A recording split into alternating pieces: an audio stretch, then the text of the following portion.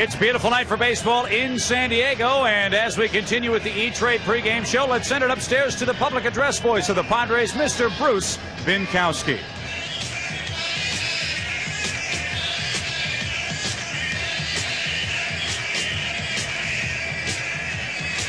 Ladies and gentlemen, please rise and remove your caps. Our colors presented by the Fleet Logistics Support Squadron 57, NAS North Island. Interpreting our anthem tonight, Melinda Blakely Bowen. Now, ladies and gentlemen, to honor America with the singing of our national anthem, please welcome one of the stars from Fox's Ally McBeal, Lisa Nicole Carson.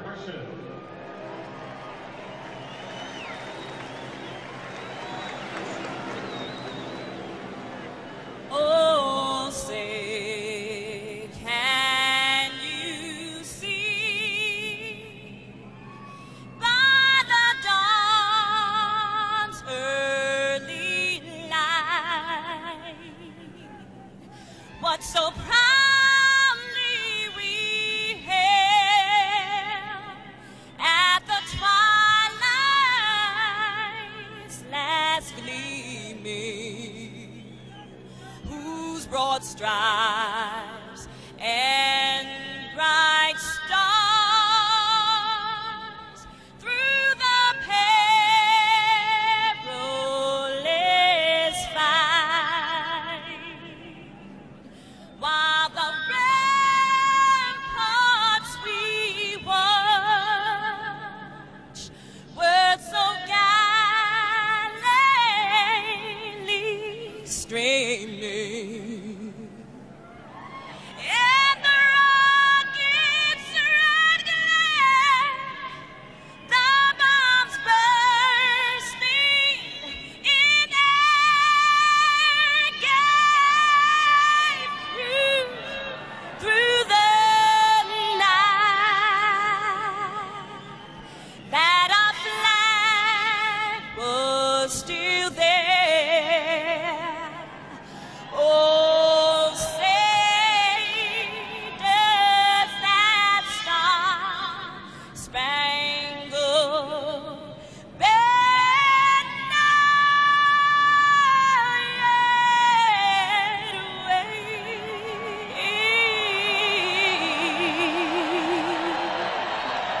Oh, the land of the free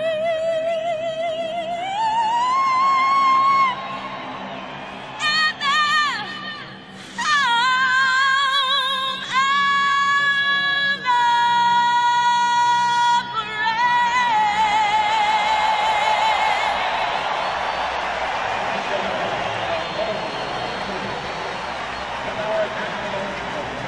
Lisa Nicole Carson, the star of Ally McBeal, with our national anthem, and now a very special guest with tonight's first pitch. And friends, I think you'll remember who this man was in a very special season in 1998. Down the left field line, is it enough? Gone! There it is! 62! Touch first, Mark. You are the new single-season home run king. So Mark McGwire, Big Mac, is going to throw out the first pitch in tonight's ball game. And folks everywhere around baseball owe a big debt of gratitude to Mark McGwire and Sammy Sosa for the spectacular feats they performed on a daily basis, it seemed, throughout this 1998 season. And listen to the roar from mighty Mark McGwire. With weights and dignity, he pursued and surpassed one of baseball's most prolific for 70 years. And has been opinions around the world.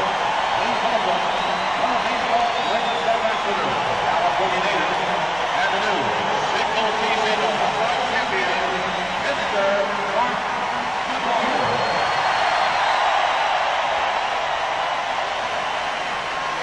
A big roar for mighty Mark McGwire as he throws out tonight's ceremonial first pitch. The crowd roaring in San Diego. The Yankees have a 3-0 lead. The Padres try to stay alive. And when we come back, Joe Buck Tim McCarver and Bob Brenly will have the call of tonight's Game 4 of the World Series after this timeout.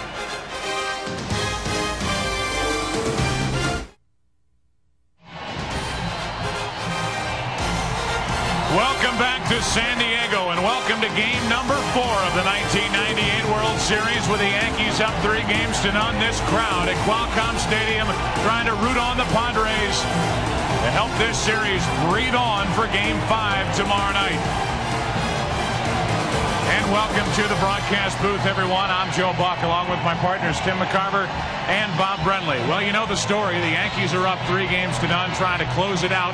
A clean and quick 4-game sweep. And Tim McCarver, this postseason, just about like any other postseason, where the spotlight usually unearths some unlikely hero, and that's happened here in 1998. David Cohn was asked before the series started who he thought would be the MVP. He said Scott Brosius, because he's got that certain glint in his eye. Well, he's got thunder in his bat too, and he has been the unlikely hero in this series. We'll take you back to Whitey Ford's rookie season, an unlikely hero. Billy Martin with 2 home runs, a .500 batting average in '53. Don Larson's perfect game in 1956. Bucky Dent, the MVP of the Yankees when they beat the Dodgers in '78. Brian Doyle batting over .400, filling in for Willie Randolph. And this year, an unlikely hero in Scott Brosius. I'll tell you, Joe, the Yankees, like a pack of army ants, they are relentless in their attack. And they've done it in a couple of different ways. In dominating fashion in game 2, come from behind fashion in games 1 and 3. Here we go, Bob Brenly talking about Kevin Brown, and he is the Padres' hope to get this series to game 5 tomorrow night. Well, Kevin Brown was the best the Padres had during the regular season, and in the postseason you expect a similar performance to what a guy does during the regular season. During the regular season, Kevin Brown rarely hurt himself with the walk. In the postseason, that has not been the case. You think back to game 5 of the NLCS in relief, a leadoff walk ahead of the Michael Tucker home run. In game 1 of the World Series, 3 walks. 2 of those walks scored, the other extended the inning to allow Ricky Leday to hit a 2 RBI double. We've talked a lot about the Yankees' patience at the plate. Kevin Brown needs to do what he does best, attack the strike zone. He's got a banged up leg. He's been a little under the weather. The Padres right now are banged up, under the weather, and under the Yankees 3 games to none. Game 4 coming up from San Diego after this quick timeout.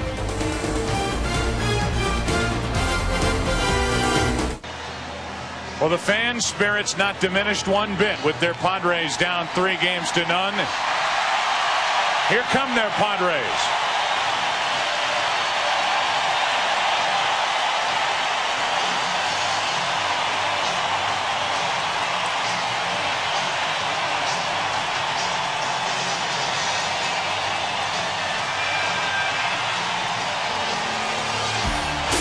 Take a look at the Coors Light starting lineup for the New York Yankees. They lead it off with Chuck Knobloch at second, Derek Jeter batting second and short, Paul O'Neill is hitting third in right field, Bernie Williams cleaning up in center, Tino Martinez batting fifth at first base. Right now, the leader by a long stretch for the World Series MVP award, Scott Brosius hitting .538 with Ricky Leday in left field. He's 4 out of 7 in this series. Joe Girardi catching, and Andy Pettitte is pitching and batting ninth. How about the defense for the Padres? Vaughn, Finley, and Gwynn in the outfield. Actually, Rivera in center, taking the spot of Finley. Finley has started each game of this World Series, but with the left-hander Pettitte on the mound, it will be Rivera, the right-handed hitting outfielder, and that defense backs up the right-hander Kevin Brown. Well, we talked about it a lot. Kevin Brown's been battling flu-like symptoms. He's got the big knot on the inside of his left shin. Definitely not at 100%, but Bruce Bochy likes whatever percent of Kevin Brown he can get as opposed to anybody else on that pitching staff. A murderous heavy sinker, but as Bob said in the pregame comments, he has got to stay ahead of the hitters. That sinker has a tendency to flatten out when you're behind. He goes to that 4-seamer. That's with 2 strikes. And our favorite word, potpourri of other pitches from any angle. A lot like David Cohn with velocity. Yeah, and a sinker. And a sinker. Talked to Bruce Bochy before the game, and he told us that Kevin Brown is on a pitch count of 190. If he gets to 190 pitches, then and only then will Bruce Bochy think about taking him out. That's the situation the Padres are in, down 3 games to none, as Chuck Knobloch digs in to lead it off. for the Yankees. The broadcast also available in Spanish by utilizing the SAP button on your television. Kevin Brown, an 18-game winner during the regular season. Just watching Brown warm up, he looked freer and looser than he did at Yankee Stadium. Pitch 1 of game 4, strike 1. Home plate umpire is Dana DeMuth. You look at Chuck Knobloch with Tim Tashita at first, Jerry Crawford at second, Richie Garcia at third base, Mark Hirschbeck down the left field line from the National League, and Dale Scott down the right field line. He worked the plate here last night. To the shortstop, Gomez. Good pickup on the move, one away.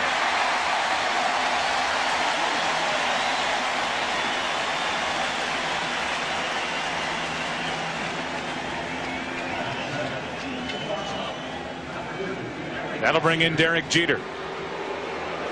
In this postseason, hitting only .213. In the World Series, 4 out of 13. Last night's game here in San Diego, he had 1 hit, 1 walk.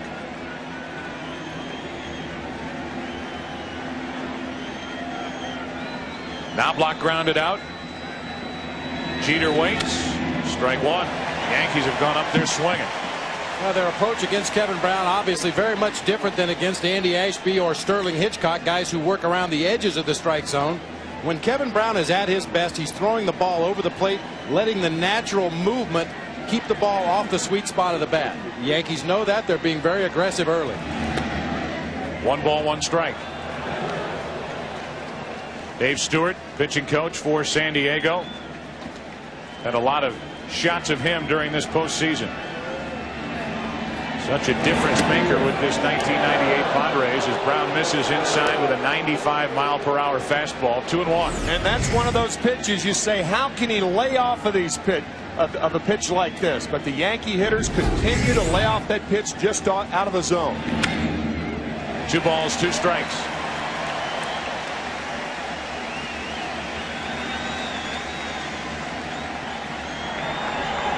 Andy Pettitte will work in the bottom of this first inning.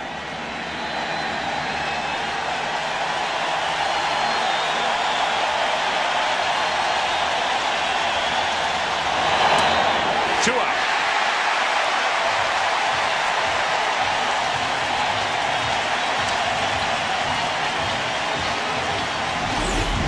Kevin Brown finishes off Derek Jeter with the 4-seam fastball. Not a lot of sink, not much movement on that pitch. Usually throws that up above the belt, gets a lot of swinging strikes, a lot of pop-ups on that high 4-seamer. 2 out, nobody on. It brings in Paul O'Neill, who is not faring all that well in the World Series. 2 out of 14 with none driven in. Strike 1. And each of the first 3 hitters have swung at the first pitch from Kevin Brown. We said in our pregame comments that Kevin Brown has to stay ahead, and he stayed ahead of the first 3 Yankees.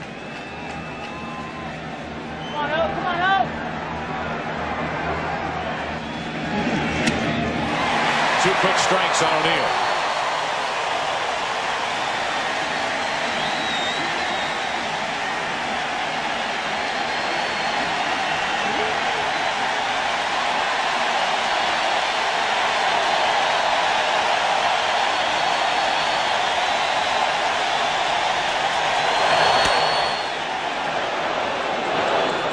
Another one, another high 4-seamer trying to get Paul O'Neill to chase a pitch up high out of the strike zone. 96 miles an hour.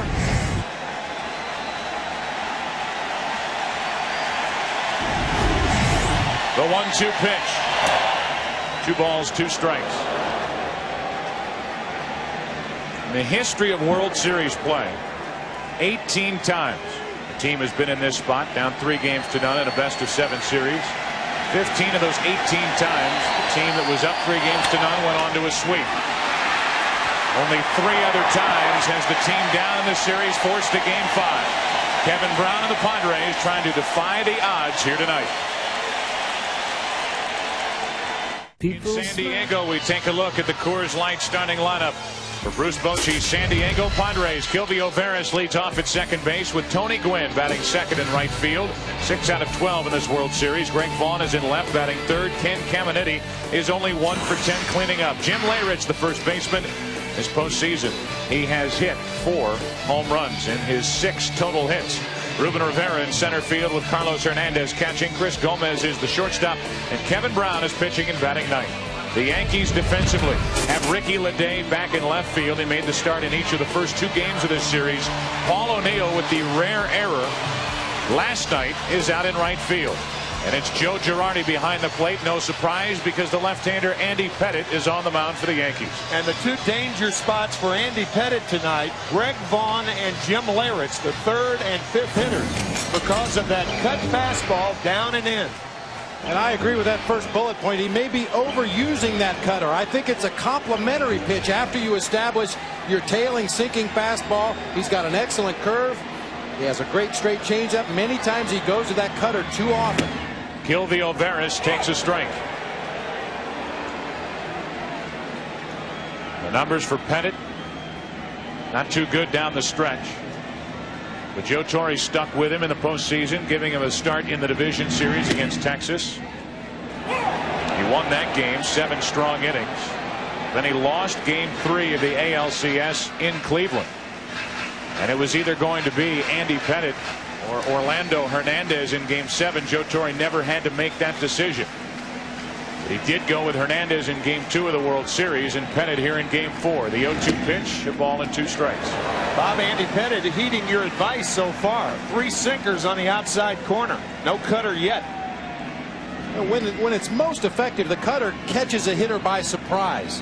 And if you throw it too often, especially with the hitters ahead in the count, that's an easy pitch to get on.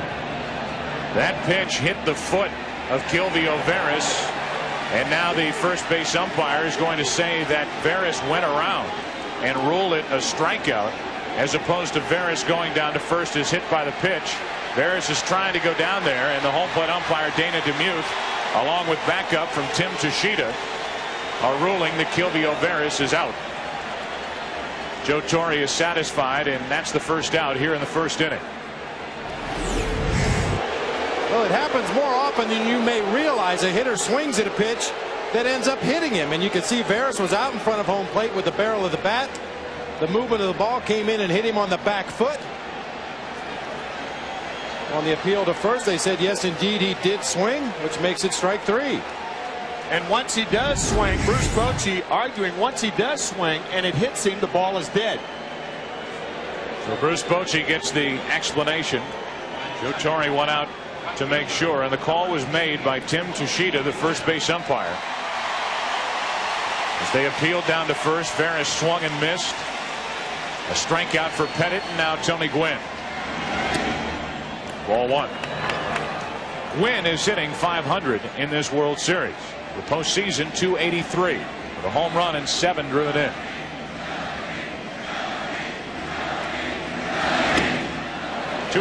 And that ball not hit Gilvio Veras. It could have skipped in the dirt by Girardi, and Veras could have made it to first base.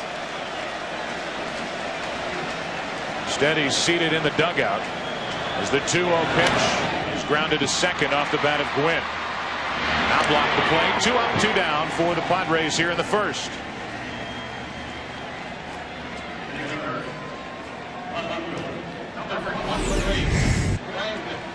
Knobloch on the move from our super shot. He snuggles that ball deep in the pocket of the glove. Knobloch has an unusually strong arm for a second baseman. Even off balance on the run, gets off a strong throw to get Tony Gwynn. Yeah, the one problem that Chuck Knobloch has had this year, throws on double play attempts. Here's Greg Vaughn. Vaughn is 2 of 11 in this World Series. His 2 were home runs in game 1. And he bats with the bases empty and 2 out here in the bottom of the first. Ball 1. Last night Vaughn was at the plate in the 8th inning in a 1-run game. And it looked like he made it a 1-run game. It looked like he had gotten all of a pitch, or enough of a pitch, to ride one out of here into right center. Got it down toward the end of the bat instead of a 3-run home run. It was a sacrifice fly. It was a 1-run game in the 8th, and it ended a 1-run victory for the Yankees, 5-4.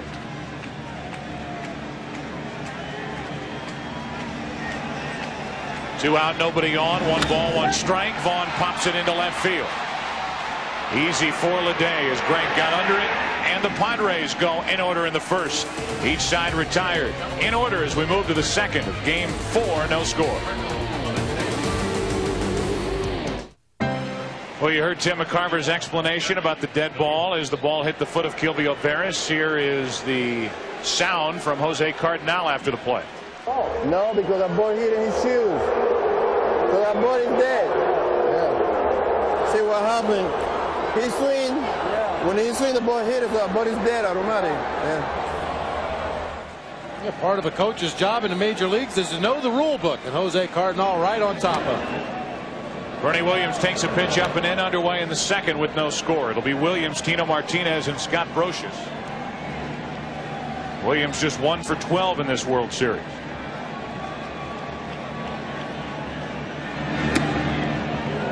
Two balls, no strikes. Here are the Yankees up 3 games to none. Paul O'Neill is 2 out of 15. Williams is 1 for 12. Tino Martinez has the 1 home run, a grand slam. He's 4 out of 11. He's picked it up. Brocious, the number 6 hitter, 7 out of 13. He has been absolutely on fire in this series. Red hot. Ricky Leday is 4 out of 7. The bottom of the order has been doing the damage for the New York Yankees. Here they are with a 3 games to none lead as Bernie Williams takes ball 3 up and away, 3-1.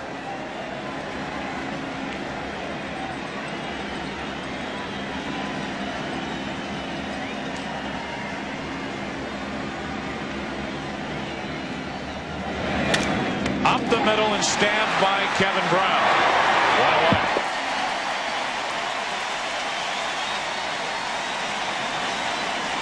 Kevin Brown, along with a lot of other things that he does well, an excellent fielding pitcher. For the latest Fox Sports World Series coverage, log on to www.foxsports.com, sponsored by Qualcomm. And it's a good thing because being a sinker ball pitcher, a lot of those ground balls are going to come back through the box. Kevin Brown, much like Greg Maddux and many other sinker ball pitchers, use that glove. You have to become the 8th fielder once you release the ball if you throw a sinker. Tino Martinez, strike 1.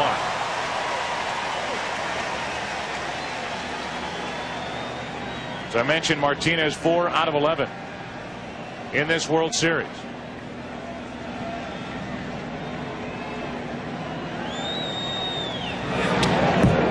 One ball, 1 strike. Remember Dave Stewart's remarks before last night's game. The Yankee hitters have to move their feet, pitch them inside, and don't allow them to become too comfortable. Kevin Brown very adept at doing that.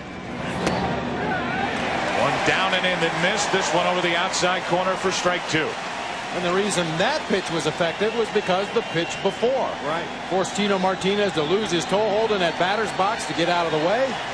And then Kevin Brown paints the outside corner. 2-2.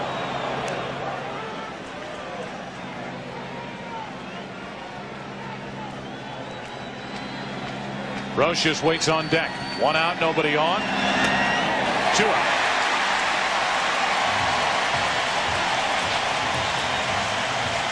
Let's go down to Steve Lyons with Mark McGwire. All right, Joe, certainly in a season to remember, the biggest moment was the 70 home runs by Mark McGwire. Mark, have you had a chance now to let it all settle in and figure out exactly what it is you did? Well, I've had a chance, but I still can't figure it out yet. I mean, I don't know if I want to. I just want to sit back and relax. I mean, and whoever fathomed that hit 70 home runs in 1 year. I mean, it's hard enough to get to 62, but 70, it's incredible.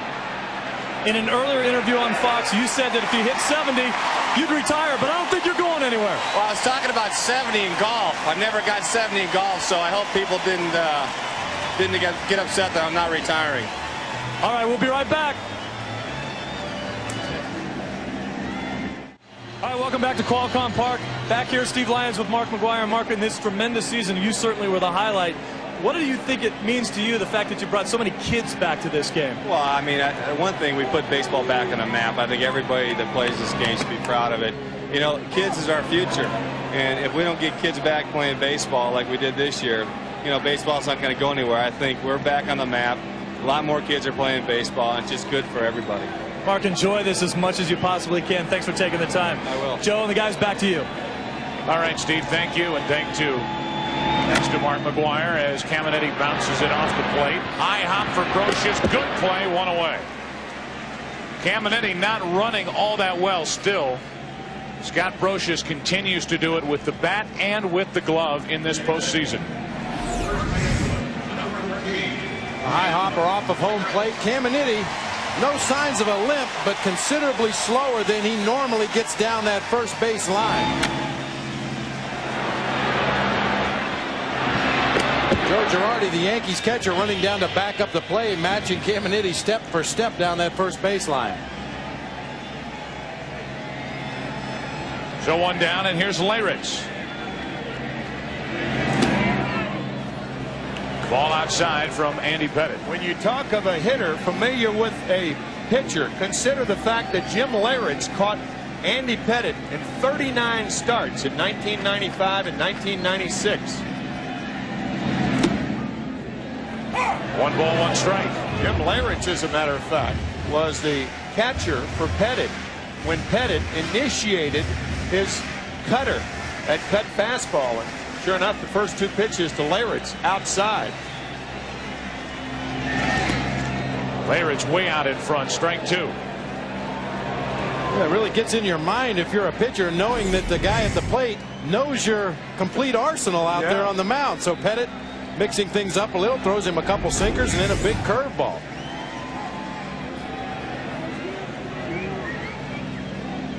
Andy Pettitte is just 26 years old.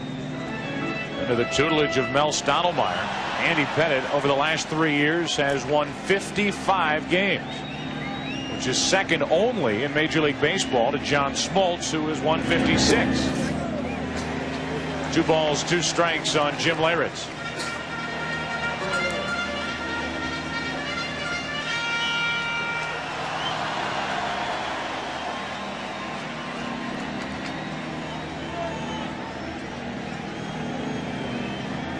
Two and two on Leyritz, 1 out, nobody on here in the second. No score. Just missed up and in. 3 and 2.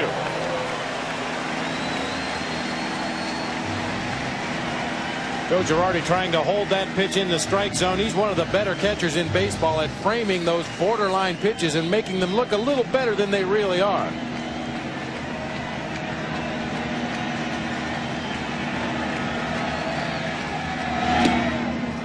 Low and away for ball 4 and a 1-out walk. The Padres have their first base runner. There's a look at Merv Rettenman, the hitting coach for San Diego.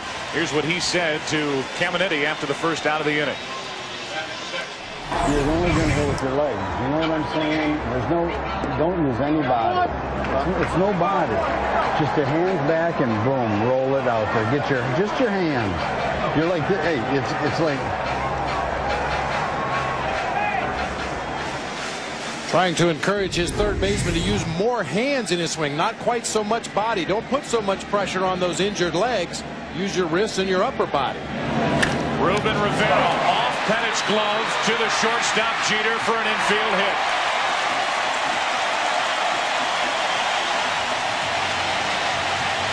The only good fielding pitcher for the New York Yankees as a starter, Orlando Hernandez. Andy Pettitte probably gets hit by right-handed batters more than any other Yankee. This ball off the heel of the glove. He is not a good fielding pitcher at all, and he proved it right there. A very playable ball. Big hopper back through there. Granted, it got there quickly, but Pettitte had his glove up, just didn't have it in a good position. We've had 2 plays made by Kevin Brown on 1 hopper's back to the box, and the first one to Pettitte. He ended up at shortstop. And now 2 on with 1 out for San Diego, and Carlos Hernandez, who's hitting .361 this postseason. None driven in, however, digs in. Takes a ball from Pettitte.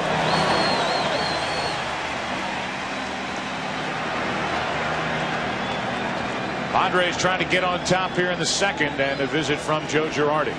Carlos Hernandez is a hitter for the Padres throughout the postseason that has heeded those words of Merv Rettenman.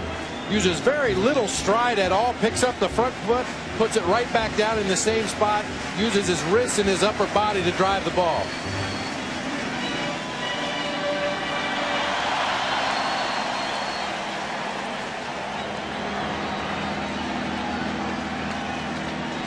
Carlos Hernandez with 2 on, 1 out. Girardi can't find it. Now he does. It's ball 2. That might have been a cross-up right there. Whenever a catcher goes out to talk to a pitcher after a pitch like this, that ball hit him in the heel of the glove. And with that runner on at second base, often a catcher is crossed up. Looked like he was looking for the local then and got the express. Very fortunate that ball did not get further away to allow the runners to advance into scoring position. So trouble for Andy Pettitte and the Yankees. 2 on with 1 out. 2-0 the count on Carlos Hernandez. That caught the outside corner to make it 2-1. Chris Gomez, the number 8 hitter, waits on deck.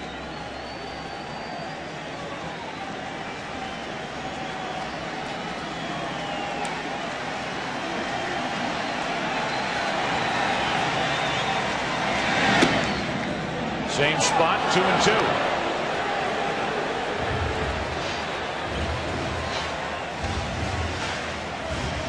A couple of generous strikes given to Andy Pettitte by Dana DeMuth. With 2 on, 1 out.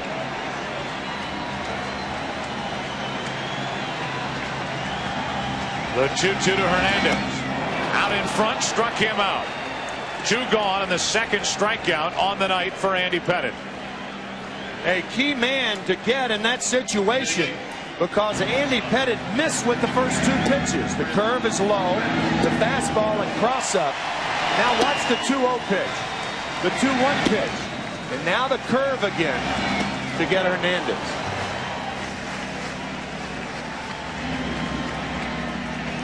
So Hernandez is gone, and now it's up to Chris Gomez, who has yet to drive in a run as well in this postseason. 2 on, 2 out. No score, second inning. Ball 1.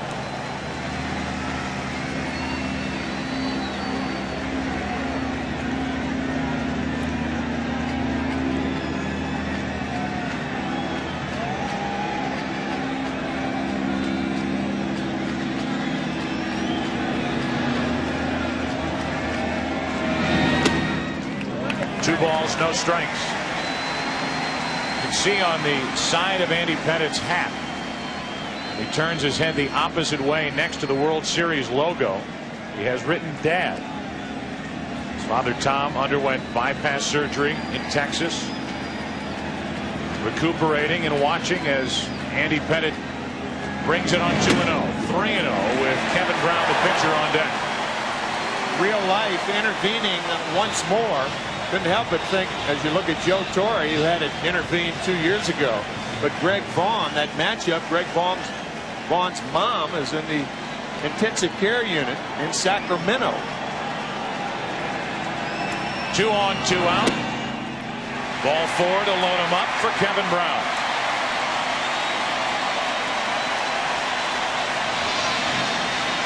This is where the Padres really have an advantage in this game because Kevin Brown is an excellent hitting pitcher. Helps himself, he runs well. Andy Pettitte much more inexperienced with the bat. See the regular season average for Kevin Brown, 207, drove in 10 runs. May not always be the prettiest swing at the plate, but somehow finds a way to get the bat on the ball. Lehritz, Rivera, and Gomez waiting for their pitcher Kevin Brown to try to drive him in.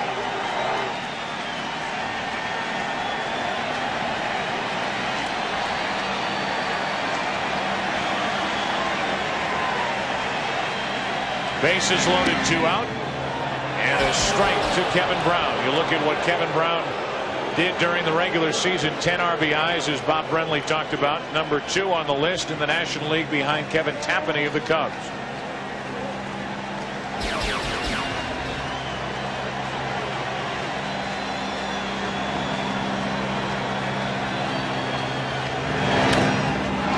drag bunt.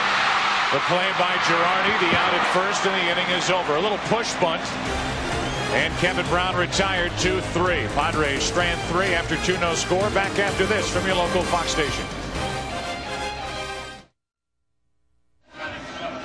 These aerial pictures are courtesy of the Goodyear Blimp Eagle based in Carson, California. Goodyear recently increased its blimp fleet to 6, adding 2 airships in Europe and 1 in South America. Another nice night to fly a blimp in San Diego. Joe Buck, Bob Brenly, Tim McCarver with you as we move to the 3rd inning.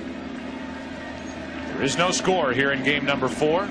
The Yankees up 3 games to none. Ricky Leday takes a strike from Kevin Brown. Leday had 2 base hits against Kevin Brown in game 1 on fastballs. Brown starts him off with a curve, comes back with another breaking ball. Ricky Leday, the 4th rookie to get base hits, his first 2 times up in the World Series. Bill Terry did it in 1924. Billy Johnson did it in 1943, and Hal McRae did it in 1970. Over the outside corner, and Leday is gone. As you see what Leday has done coming into this game 4, he is the first out here in the top of the 3rd inning.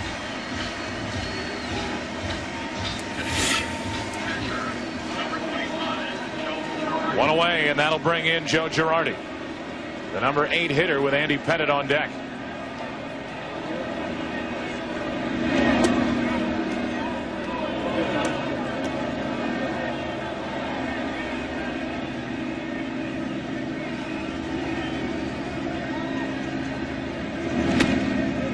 On the outside corner, 1 ball, 1 strike on Girardi, who's 0 for 2 in this World Series. The Yankees are getting a taste of the real Kevin Brown tonight. They only scored 2 runs and 6 1/3 in the first game. Girardi trying to lay one down, is now in the hole, 1-2. That may be an offensive weapon that the Yankees can use because of the hobbled Ken Caminiti at 3rd base, having problems not only moving but bending over to pick up ground balls and bunts. The Yankees certainly have a few guys in this lineup that are capable of dropping bunts down that 3rd base line and beating it out. 2-2. Chuck Knobloch did it last night, a bunt base hit, and then the error on a ball that Ken normally fields. Ball hit by Chili Davis to score a run. Full count now on Girardi. Because of Caminiti's limited range, he's going to have to play deeper than normal. Lay down a bunt, use a little speed. Girardi tried it with a pitcher coming up. Fouled it away for strike 2. Now the 3-2 pitch into right field for Tony Gwynn. Did not get a great read on it, but recovers. 2 gone. 2 up, 2 down for the Yankees in the 3rd against Kevin Brown. Here's Andy Pettitte, 0 for 4 during interleague play this season against the National League East. He takes a strike from Kevin Brown.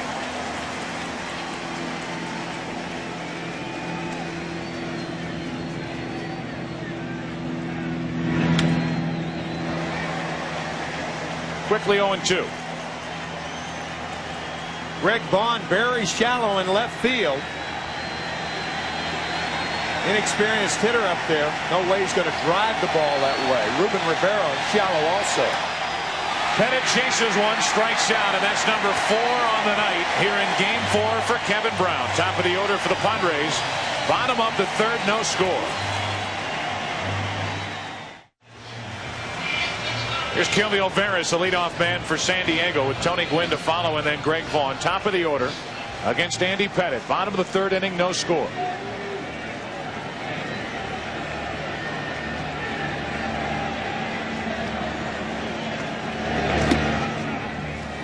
Alvarez struck out his first time. He went around on a pitch that eventually hit him on the heel. Took a ball, now waits for another. 1-1.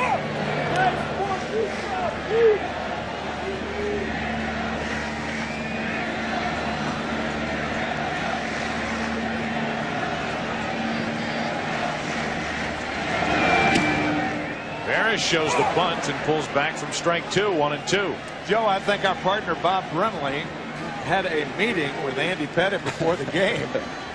He has not thrown the cutter, but 3 pitches, 3 times tonight. On 1-2, Veras off the plate to the first baseman Martinez, and the leadoff man is gone for San Diego in the 3rd. You got to believe that the San Diego Padres scouting report included that cut fastball from Andy Pettitte, and he has gone away from it tonight. I've seen him pitch in games during the regular season where he started games similar to this, using the sinker, using the changeup, using the big overhand curve, and as the game progresses and he establishes those pitches on the outside corner, then that cutter becomes much more effective in the later innings.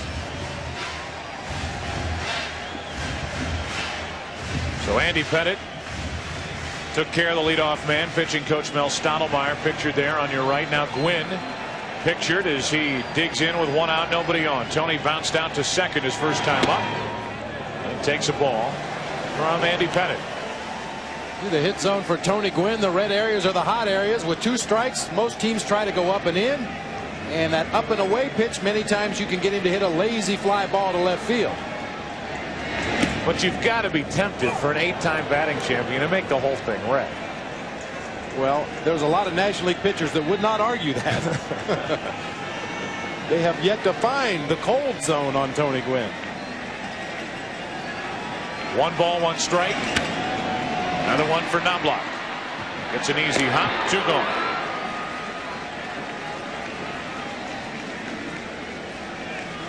They announced the crowd here last night at 64,667. I am going to climb out on the limb and say that this is a bigger crowd here tonight. Thanks for your support. 2 out, nobody on for Greg Vaughn. I'm counting. Okay. I'll be right with you. Vaughn, his first time up, flying into left.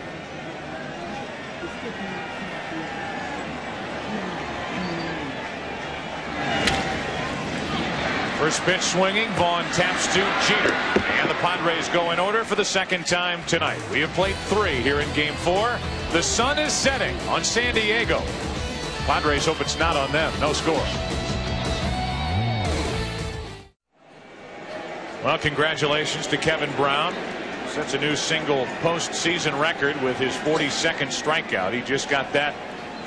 Andy Pettitte, his 42nd strikeout victim of this postseason to end the top of the 3rd inning. But that comes with a gigantic asterisk as Knobloch leads it off and takes a strike over the outside corner. Obviously, in this day and age, these players, Kevin Brown has had many more opportunities to rack up strikeouts with divisional play and then the 3 divisions, the wild card format.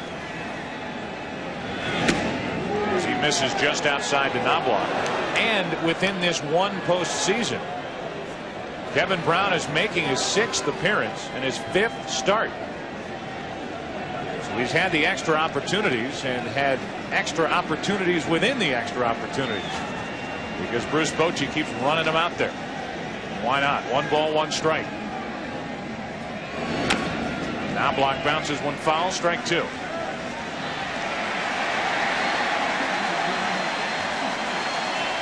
Who caught the foul ball? Mark McGwire. How about that? He thought his season was over. Look at this. Good hands.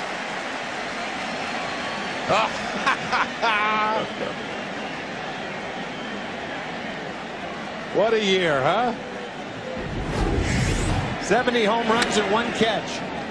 Up the middle, backhanded stab by Veras. Strong throw, 1 away as Knobloch is gone. By the way, as McGwire made that play down there, Paul Molitor was there just to back him up.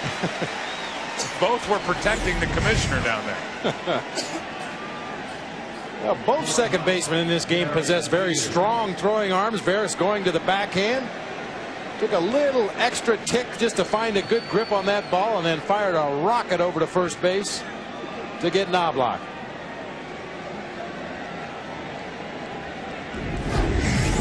So 1 down, and the batter Derek Jeter, who struck out his first time, tries to loop 1 into right. Gwynn on the move, won't get there. Base hit, but makes a strong play to hold Jeter to a 1-out single. Good play by the 5-time Gold Glove Award winner Tony Gwynn out in right. Our Aflac trivia question: who was the last pitcher to hit a home run in World Series play. 1 on, 1 out for Paul O'Neill, who is 2 out of 15 in this series. First time that Joe Torre has had an opportunity to run with his offense. Derek Jeter on at first base. Outstanding base stealer. Paul O'Neill, a contact hitter. And Kevin Brown will throw twice as many ground balls as fly balls. Jeter held on by Leyritz, and a strike on the outside corner to O'Neill. And because of that sinker that Brown possesses, 18 times this year he induced the opponent to hit into a double play. Most teams choose to get their runners in motion when possible against Kevin Brown to stay away from that double play.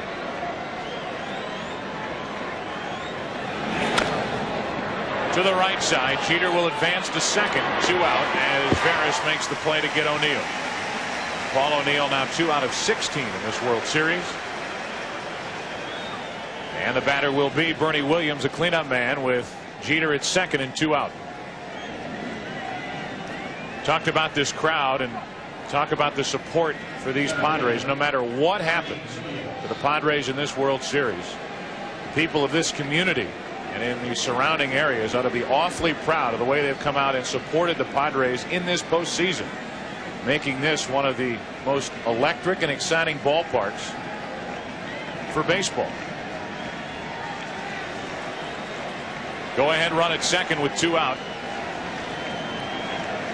Bernie Williams at the plate. Bernie with only 2 RBIs in this World Series, which came in a home run in Game 2. Ball 1.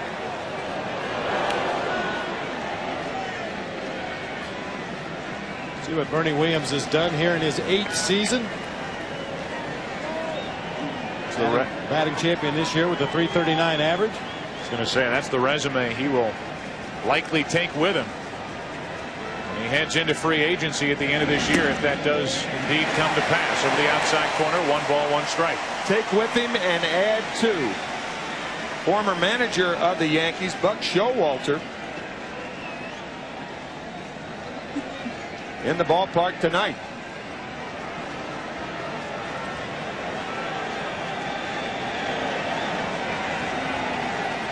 Jeter at second with 2 out. 1 ball, 1 strike on Bernie Williams. Kevin Brown wants to talk, and there's Buck Showalter. Bobby, you had a chance to watch him maneuver the Arizona Diamondbacks in 1998. Which was not always an easy task, as you might imagine, for an expansion ball club, but pretty good nucleus of a team there, and with a few wise free agent signings, the Diamondbacks feel that they can be very competitive in the near future, and this man's name has come up several times throughout the regular season and into the postseason. I knew there was going to be a tie-in here in kind of a roundabout way, as Williams tries to put his Yankees out in front here in the 4th inning. Brown is having a tough time getting together with Carlos Hernandez on the signs here, and the approach to try to get Williams.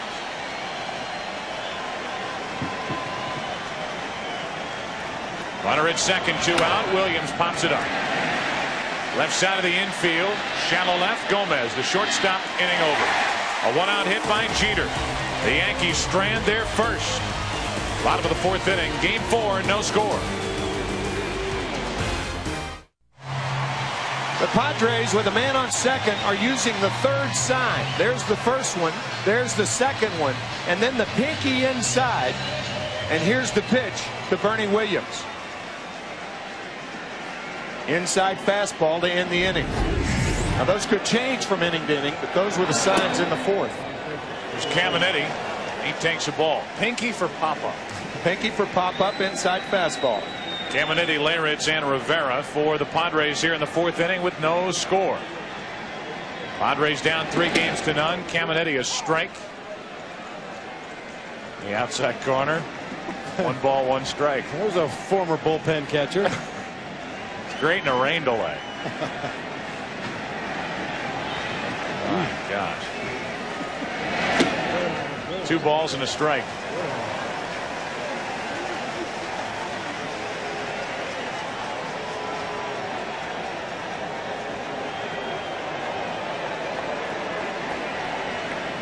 2 balls and a strike, and Caminiti takes one over the outside corner, 2-2.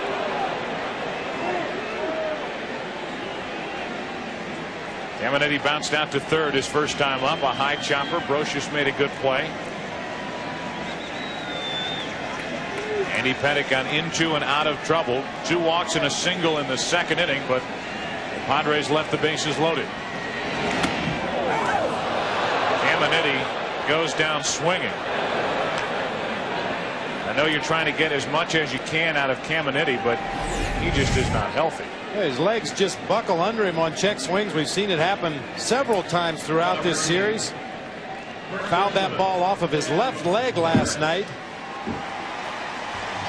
Once again goes down in a heap at home plate. You really have to admire his guts and his grit for going out there and trying to get it done, but you have to question his effectiveness at this point.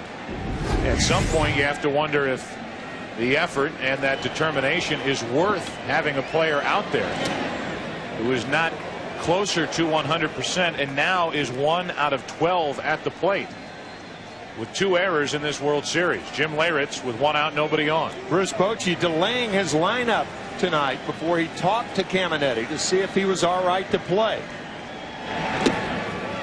You said it a couple of years ago when we were doing a game, Tim, that Ken Caminiti has always paid the highest compliment that a player can be paid when his teammates and the opposition call him a gamer. And he is trying to do everything he can, but just ineffective, likely due to injury in this World Series. 3-0 now on Leyritz. In baseball, that is the best word as a compliment that you can pay a player. Gamer. Leyritz cut it loose on 3-0. It's a strike over the outside part, 3-1. Even if he was hitting, he's going to take that pitch. That is a pitcher's pitch. Try to make it be in your zone. Pettitte has struck out 3, walked 2, and allowed only 1 hit. Full count, and that caught Joe Girardi. Joe, you picked up something before the game, about an hour and a half before game time.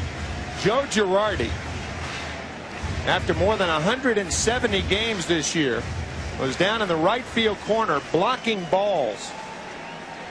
It's a horrible drill that most catchers go through in spring training, and I have never seen a catcher do that in October, this late in the season. The 3-2 to Leyritz. That's out in front of the plate. Girardi after it. 2 up, 2 down.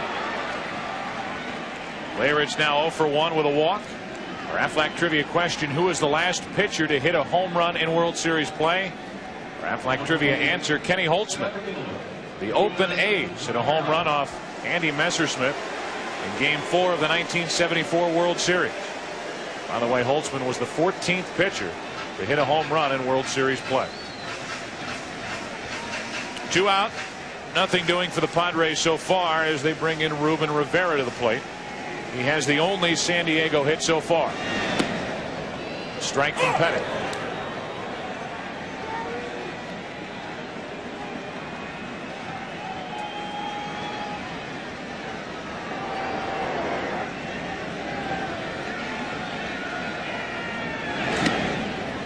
One ball, 1 strike. See Pettitte as he takes his signs from Joe Girardi, tips his head down a little bit, just barely peeking underneath the bill of that cap. To focus on the target.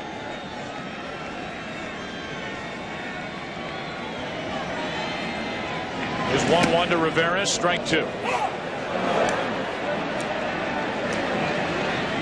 Joe Torre telling us before the game he hopes Andy Pettitte works hard enough in the bullpen before the game to wear himself down a little bit. So charged up and so rested. He's more effective when his arm is a little weaker, not going 100%. As Rivera chops it foul, it's still 1-2. When Andy Pettitte gets the normal rest, which is 4 days between starts, he's 51-18 throughout his career. When it's more than 4 days, it's 14-15 is his record. Considerable difference when he is too strong and not in the flow. He hasn't pitched since Game 3 of the ALCS as he misses down and into Rivera. 2 balls, 2 strikes. And it was not an effective outing for Pettit. At Cleveland, he was the loser in Game 3, lasting only 4 2/3 innings, allowing 6 runs on 8 hits, 4 home runs. The 2-2. Up the middle, Rivera robbed by Derek Jeter.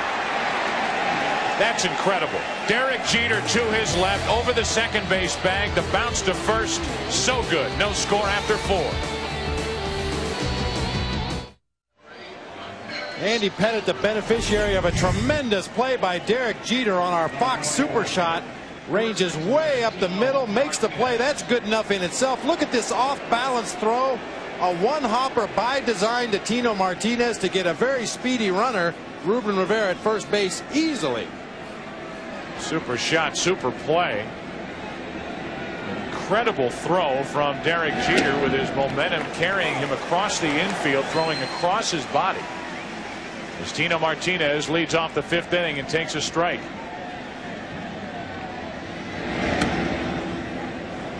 One ball, 1 strike from Kevin Brown, who was allowed only 1 base runner. The 1-out single by Derek Jeter last inning.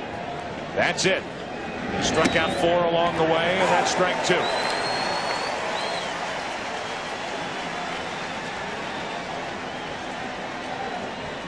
Brocious and Leday will follow for the Yankees.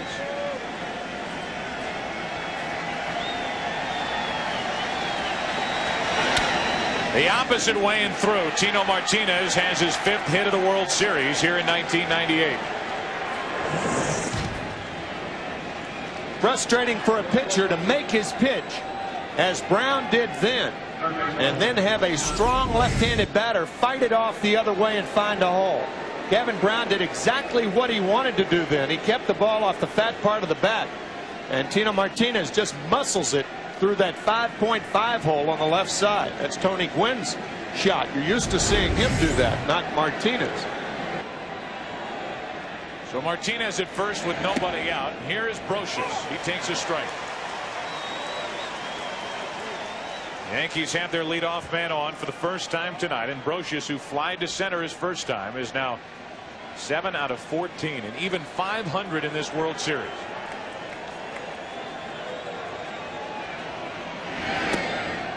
Brocious in last night's game got the Yankees started, leading off the 7th inning with a home run against Sterling Hitchcock, and capped the scoring for the Yankees with a 3-run home run in the top of the 8th.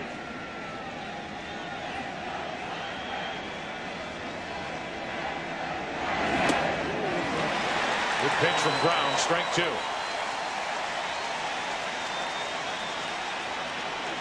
So many times throughout the postseason, we've seen the Yankees take advantage of situations when they're at the plate. Tino Martinez on at first base. Leyritz holding him close to the bag. A big hole on the right side.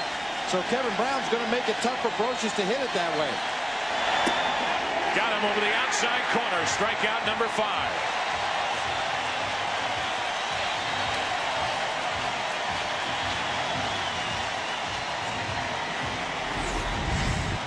Sometimes it's not necessarily the pitch, it's how you got there. And Kevin Brown gets there with that inside sinker, and then he goes back outside on the corner. Excellent sequence by Kevin Brown. So Brocious is 0 for 2, 1 on, 1 out. And here is Ricky Leday. 93 miles per hour from Kevin Brown, ball 1. Leday struck out his first time. He's still 4 out of 8 in this World Series.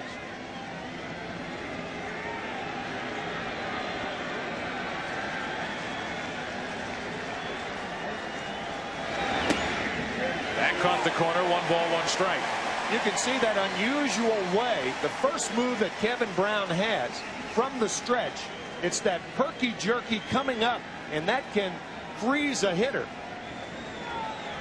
Two of the elements of hitting is to wait and have quick hands. Sometimes it's tough to wait when a guy like Kevin Brown jumps at you like that. And he'll do that not only on his fastball, he'll do it on his changeup occasionally, trying to get that batter to speed up his movements at home plate and then throw a changeup out of that herky-jerky delivery. Leday shoots it down the right field line into the corner, into the Yankee bullpen. Gwynn digs it out. They will hold Martinez at third, at second and third with one away here in the fifth. Ricky Leday, his fifth hit of this World Series. It's a one-out double.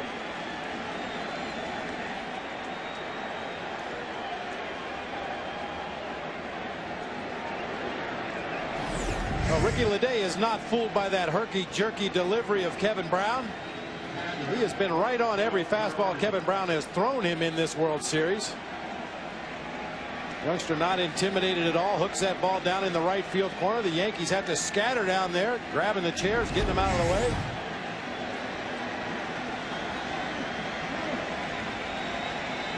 Do you put Girardi on here? With Andy Pettit up next. Girardi, an excellent butter, by the way. Kevin Brown brings it back to Brown. Looks Martinez back to the bag. Gets the second out of the inning. That's 3 times tonight already that Brown has fielded his position.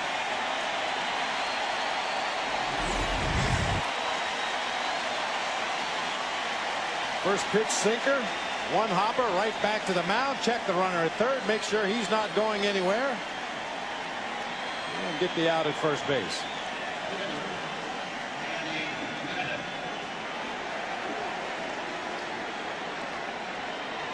Brown held that look at third just a little bit longer than normal. You see Tino Martinez trying to jockey down that third baseline. Now it's up to Andy Pettit for the Yankees, second and third, 2 out. Strike one. Pettit struck out his first time. By the way, that play by Kevin Brown with the infield in, you can see how quickly that ball got back to the mound. If he doesn't make that play, it goes through and the Yankees are on top. Instead, he did. Girardi the second out. The 0-1 to Pettit.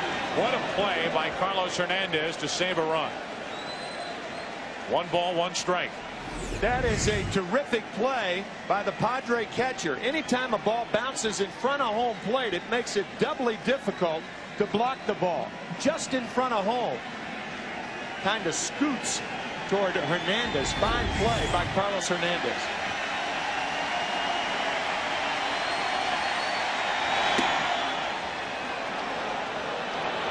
Two balls and a strike on Andy Pettit.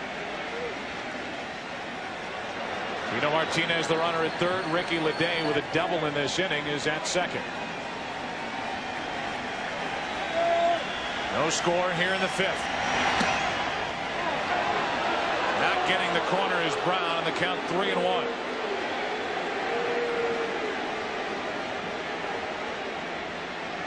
Did they anticipate Pettit taking another pitch here?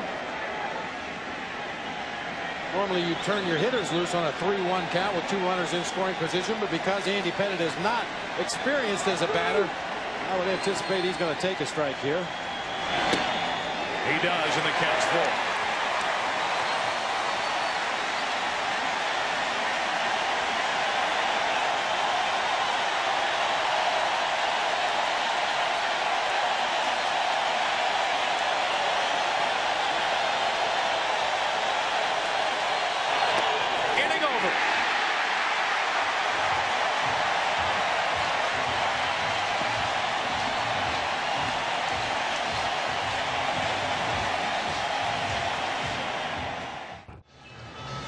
Back here in San Diego, we move to the bottom of the 5th inning. This game summary is brought to you by MCI. Andy Pettit, 4 innings, only 1 hit, no runs. No runs for Kevin Brown, 5 innings. He struck out 6. The bottom of the order, which has been so potent for the Yankees in the first 3 games of this World Series, a combined 1 for 8. The one coming from Ricky Leday with the double to set up the scoring chance, but Girardi the comebacker to Brown. And then Kevin Brown struck out Andy Pettit. Carlos Hernandez, Chris Gomez, and Kevin Brown to the plate. The Padres here in the 5th inning with no score. We told you that 18 times in the history of the World Series best of 7 format, team down 3 games to none had never come back to win the series. 15 of the 18 were swept. And only 3 teams forced just a game 5. And that's what the Padres are trying to do here tonight against Joe Torre's Yankees. Force a Game 5 tomorrow night. And then try to force this series back to Yankee Stadium. 0-2 in a hurry on Carlos Hernandez.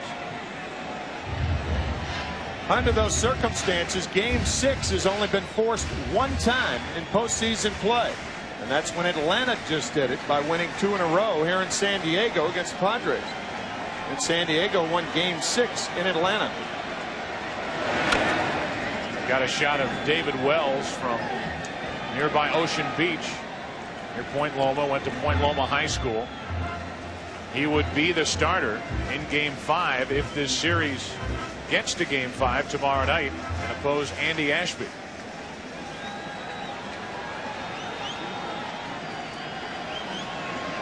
Tony Gwynn hoping that's the case. No score, 5th inning, the 0-2 pitch. Good swing by Hernandez, still 0-2. So many times in the game of baseball we talk about making adjustments, and the team that makes the adjustments more quickly is the team that normally is going to have success. We talked about Andy Pettitte, that cut fastball inside on the right-handers. He has gone away from that so far in this ball game. He's only shown it very few times. Now if the Padres make an adjustment and start leaning out over the plate, look for Joe Girardi to lead his pitcher back inside.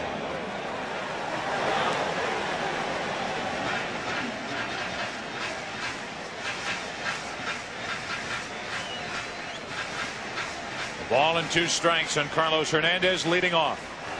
Pettitte has struck out 3.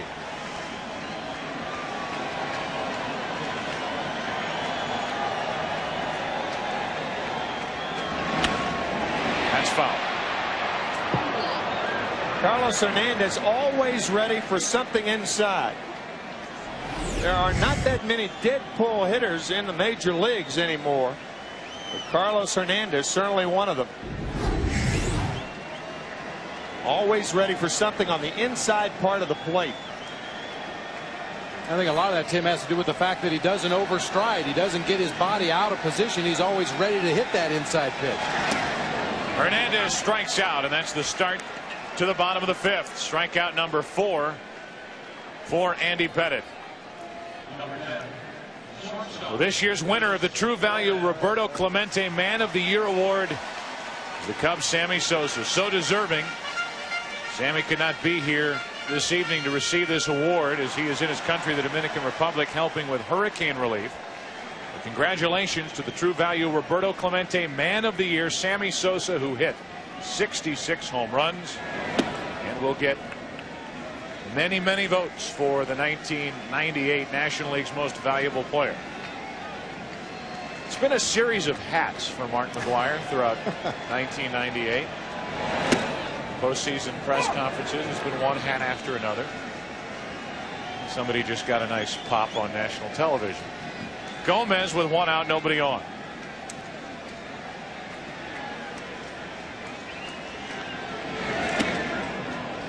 Strike 2. One of the few pitches that Andy Pettitte has left in the middle of the plate, but you can afford to leave the changeup in the middle of the plate if you get it down. See the early movement by Gomez.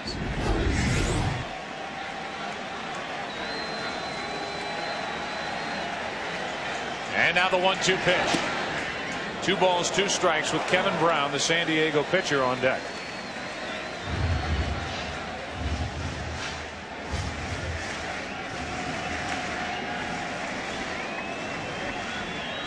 Chris Gomez, a walk his first time up, 4 out of 9 in this World Series. There's Pettitte getting hit by the batted ball from a right-handed hitter, but he stays with it to get the out. 2 gone. And they check on the health of Andy Pettitte as his infielders converge around him out on the mound. Looked like it got him on the inside of the left thigh. He missed it once again completely this time with his glove. But fortunately for him, the ball stays right there and he's able to complete the play. Some pitchers become fielders after they release the ball. Others become protectors. Andy is one of those protectors. Some of them become targets. Pettitte almost missed the throw back from his catcher Girardi after he asked for a new baseball. He must be having trouble, seriously speaking, seeing with the ball coming back from the home plate area as he just flinched and nearly dropped the throw coming back from Girardi as Kevin Brown loops a base hit into right center field. O'Neill over to cut it off, and Kevin Brown, who tried to bunt his way on with the bases loaded and 2 out in the second, only to be retired to end the second inning, keeps the 5th inning alive with a 2-out single. Second baseman, O'Neill. No surprise, Kevin Brown had 2 base hits in Game 2 of the NLCS, scored a run. You may remember that game. He slid head first into third base, had dirt all over his uniform. Now Kevin has to be aware of the move by Andy Pettitte. Nearly caught him right there. And he had about a 1-step leadoff, and he almost caught him. It's going to be about a half step this time. Go back to softball rules. You stay on the base until he pitches. You're not going anywhere. But Pettitte showed him that move in an effort to try to pick him off to end the 5th inning. He's got the bad leg. He's walking with a little bit of a limp. Hit by the batted ball in Game 1 off the bat of Chili Davis. Took it off the shin. Not 100%, but obviously feeling good enough to pitch and strike out 6 through 5 innings. Veras a slow roller like a bunt. Pettitte feeling his position, throws low, got him, and the inning is over. Andy Pettitte has been tested. In the inning, he records 2 of the outs, gets the assists. We're through 5, no score.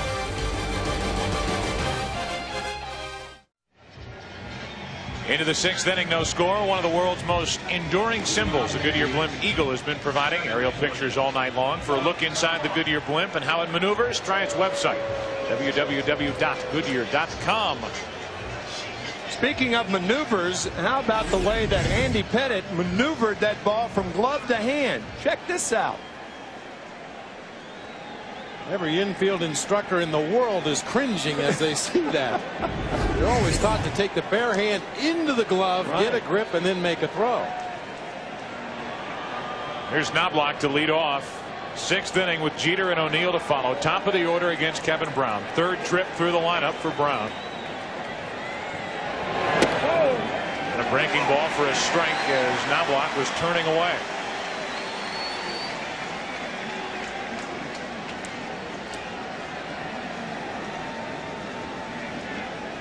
Knobloch is grounded out twice, once to short, once to second.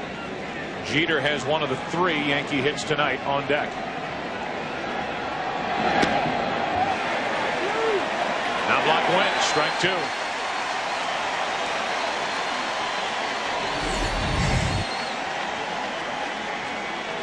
Breaking ball from Brown on the outside part of the plate. You can see Knobloch not able to hold up in time.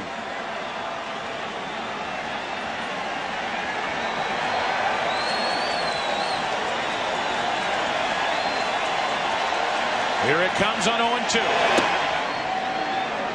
That got up on Knobloch in a hurry, didn't it? He started to flinch, and Hernandez already had it in his glove. As you look at Chuck Knobloch's career profile, 1991 American League Rookie of the Year, a Gold Glove Award winner last season. The right side for Veras, to his left. Leadoff man is gone for the Yankees in the 6th inning.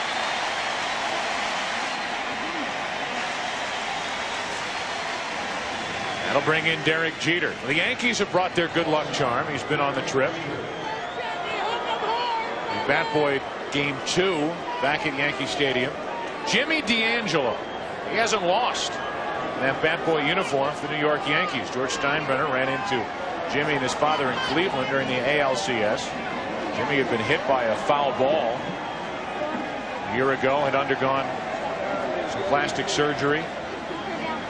Told the story to Mr. Steinbrenner, and he said, all right, you're in uniform tonight and bat boying for the Yankees, and they've brought him along. And there's talk that they're going to sign him to a multi-year contract. The Yankees continue to win. with little Jimmy D'Angelo manning the bat boy tours. Of course, he'll have to repeat ninth grade. Imagine him getting back to school. Jimmy, there's your homework. I did it. I did it. I swear Don Zimmer ate my homework. Jeter to the shortstop Gomez. What a play. Too late. Base hit. A 1-out hit for Derek Jeter, and Chris Gomez did all he could. If Chris does not catch this ball on the first hop, he's not going to get the speedy Jeter. Jeter out of the box in a hurry, but that short hop right there cost Chris Gomez the out. Sparkling defensive play right there. Only the speed of Jeter allowed him to beat it out. That's a play we've seen Ozzie Smith in his career in St. Louis practice before ball games. Jeter will get sliding gloves or a brace for his wrist as he runs the bases. He's on with 1 out. He came in. You come into any postseason series with the Yankees now, and you expect to see sparkling plays from Derek Jeter, and we have in this game already. Ball off the bat of Ruben Rivera back in the 4th, but we've also seen very good defense from Chris Gomez throughout this postseason. 1 on, 1 out for Paul O'Neill. That's into right field in trouble. Gwynn won't get there. To the wall. Gwynn with a barehanded pickup off the wall, and it's 2nd and 3rd, 1 out. As Paul O'Neill has his 3rd hit of this series, it's a double.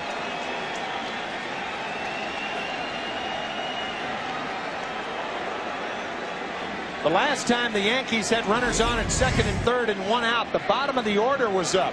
But now you have the meat of the order.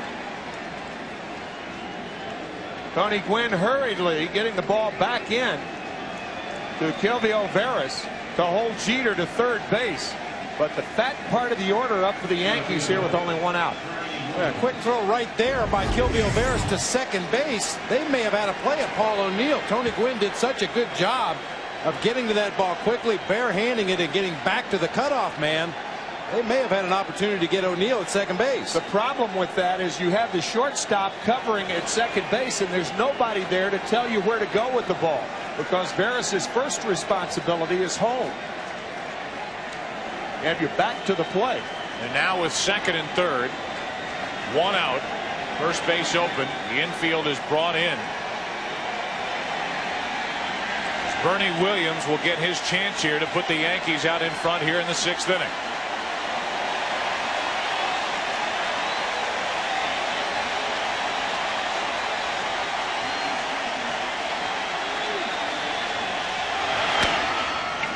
Back to Brown, an eternity as he waits for it, throws to first for the out. The run scores, and the Yankees take a 1-0 lead.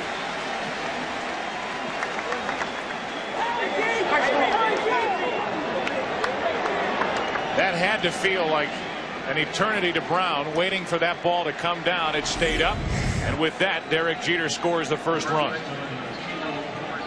Well, it's not by design, I can assure you that, but the Yankees are really making full use of home plate in this game offensively. A lot of balls have been banged either off the plate or the hard dirt around home plate. Kevin Brown with no choice but to take the out at first. The reason for that is that nasty sinker by Kevin Brown. Now runner at 3rd, 2 down for Tino Martinez, ball 1. That, by the way, was a contact play. Derek Jeter going on contact, anything on the ground. Bernie Williams thought he was safe at first, but punched out by first base umpire Tim Kushida. Pitch is low, 2-0 on Tino Martinez. So the Yankees lead in the series 3-0. They lead here in the 6th inning of game 4, 1-0, with O'Neill at 3rd and 2 out.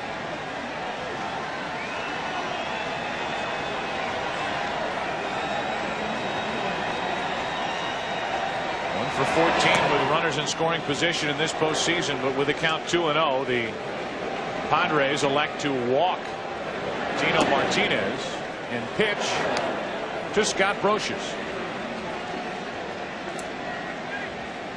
So the intentional walk to Martinez brings in Brosius, who is 0 for 2 tonight, but 7 out of 15 in this World Series.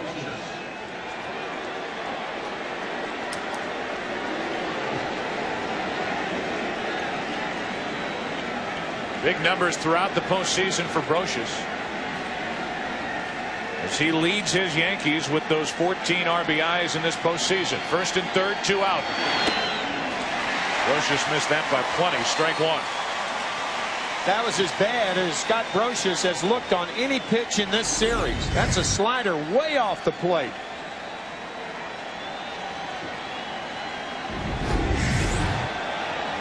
Kevin Brown trying to keep this a 1-run inning.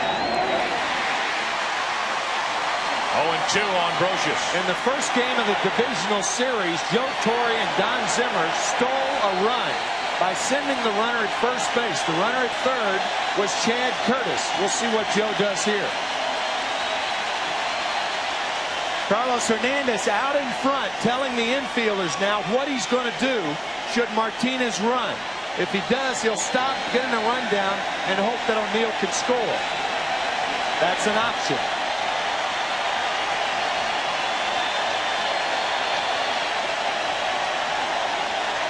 First and third, 2 out, and the 0-2 pitch. Brocious lays off, a ball and 2 strikes.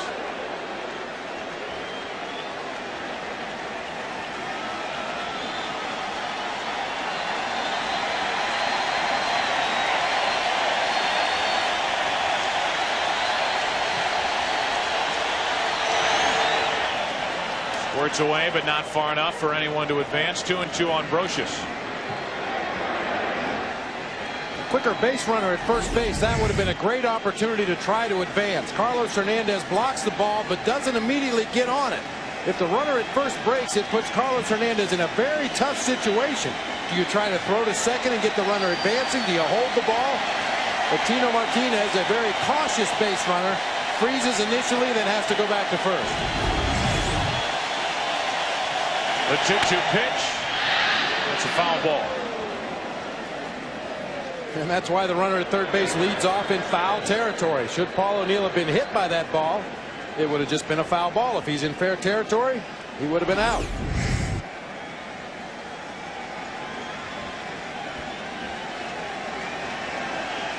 So the count's still 2-2.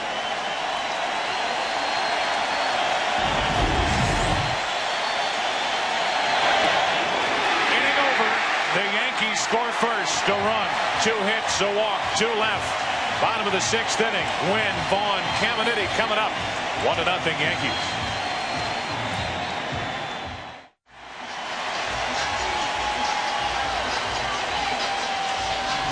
With runners on at second and third, the runner at third takes the lead.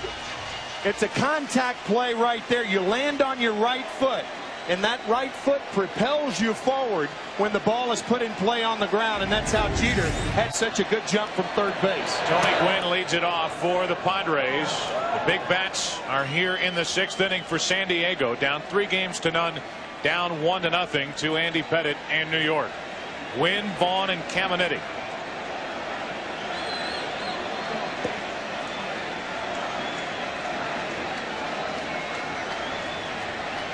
Wynn is 0 for 2. In the hole here, 0-2. Might add that at no other base do you take a walking lead. Third base is the only base that runners take the walking lead, and it's very, very important to get that jump going toward home, and Jeter had it. Got to look at that number for Andy Pettitte. His last World Series start, as he makes his 3rd in his young career here tonight, is when he lasted 8 1/3 innings, allowing no runs in Game 5 in Atlanta, a Yankee victory, as they took that 3-2 advantage back to Yankee Stadium and won in Game 6.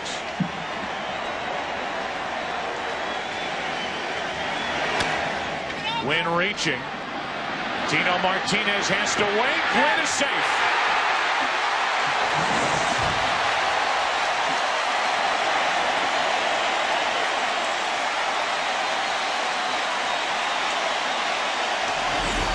This is the only time it's appropriate to slide into first base to avoid a tag.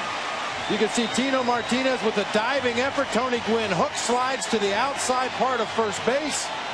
The only time this play should be attempted by a runner. Might add that sliding past the bag is the same as running past the bag. So with this infield single by Gwynn, the tying run is on with nobody out for Vaughn, Caminiti, and Leyritz. 1-0 New York here in the 6th inning. To the shortstop, Jeter gets the high hop, the force at second, safe at first. 1 on, 1 out.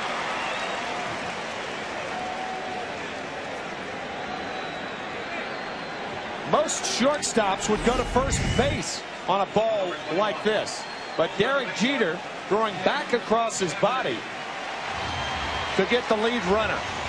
Another fine play by Jeter. Jeter always has that bare hand close to his glove to make that exchange quickly from the glove into the throwing hand, and he's able to unload the ball quickly and get the lead runner. So Gwynn will take a seat. He's forced at second, and now the batter is Caminiti. 0 for 2 with a strikeout, a ground out. And now the double play ball to second. The flip to Jeter on to first. 4-6-3. A leadoff infield single. Nothing after that. And we move to the 7th. We'll return after this word from your local Fox station. Welcome back for the 7th inning of game number 4. This copyrighted telecast is presented by authority of the Commissioner of Baseball and may not be reproduced or retransmitted in any form. The accounts and descriptions of this game may not be disseminated without expressed written consent. Ricky Leday. First pitch swinging. Fouls away, strike 1. The Yankees with the 1-0 lead here in the 7th inning and a 3-0 lead in this 1998 World Series. Ricky Leday has a double tonight. He's also struck out. He has fared well against Kevin Brown in game 1 against Brown. He had 2 hits and a walk. And because of that, that last pitch up and in to Ricky Leday, a purpose pitch from Brown. A flare into shallow right, might drop, will drop. Ricky Leday, another base hit. 2 out of 3 tonight, and the leadoff man is on for the Yankees in the 7th. Here are Bruce Bochy's thoughts on his starter tonight, Kevin Brown. He says he feels fine. I don't know if he's being honest. I mean, he's a little banged up. He still has that big knot on the shin. Physically, I think he's getting over this bug, but he still has some signs of weakness, or he did yesterday, but he said he'd be good to go. And he's a warrior. He'll be out there, and we'll keep a close eye on him. When asked how he felt, Kevin Brown told the local reporters, "I feel lovely." Girardi at the plate after the leadoff single by Ricky Leday. No bunt here. A hit and run, however, a real possibility. The pitcher up next, and no one warming for the Yankees. If Girardi does make an out, Andy Pettitte would probably try to get the runner over with the bunt, even with 1 out. Girardi takes ball 1 low. I think he took on purpose to get ahead of Kevin Brown so Joe Torre could put the hit and run on.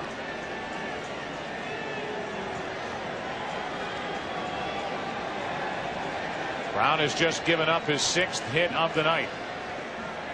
Hit and run is on. It's fouled straight back, 1-1. You know, Joe Torre told us back in 1996 against the Atlanta Braves in the World Series the difference in managing American League as opposed to National League. He says it's simple. In the National League, you try to make something happen before that pitcher spot comes up. Joe Torre trying to make something happen here. A hit and run with Joe Girardi at the plate. Girardi at the plate with Andy Pettitte to follow. A check on Leday. We heard from Bruce Bochy, and I think we all want to make mention that last night, with the moves that he made in the 8th inning and in the 9th inning, he has been heavily criticized in the media.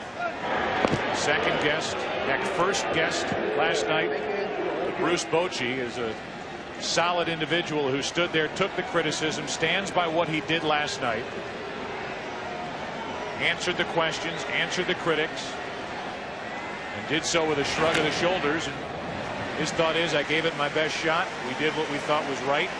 Sticking with Andy Sheets, let's say, in the 9th inning against Mariano Rivera. Not going to the left-handed hitting Greg Myers or using John Vanderwall as a pinch runner. He stood there and took it. He has his Padres in the World Series. They are the best team this year in the National League.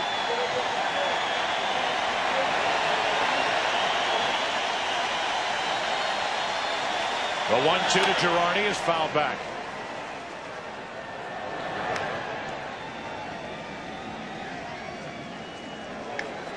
Andy Pettitte with a jacket on, waiting on deck.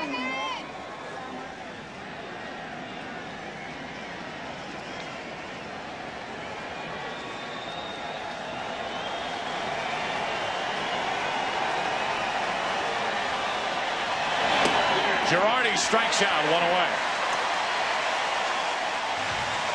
Here are Bruce Bochy's thoughts on being second guessed after last night's maneuvers in Game 3. It's the nature of the game. I know it's going to happen, especially in the World Series, and you know every move's going to be scrutinized. And when they don't work, you know, hey, it's going to be your fault. That's fine. I'll take the blame for it. But you know, for me, it's just doing what I think is best for this club and what gives this club the best chance to win. Kind of guy the Padres have in their dugout in Bruce Bochy. One on with one out, and Pettitte drops down a perfect bunt. There is over to cover. Andy Pettitte gets the sacrifice accomplished, score at 2-4, and down to second is Leday with 2 away here in the top of the 7th. That's what Joe Torre told us he would do, even with 1 out and his pitchers hitting. They will be bunting in these situations, and Andy Pettitte just lays down a blueprint in front of home.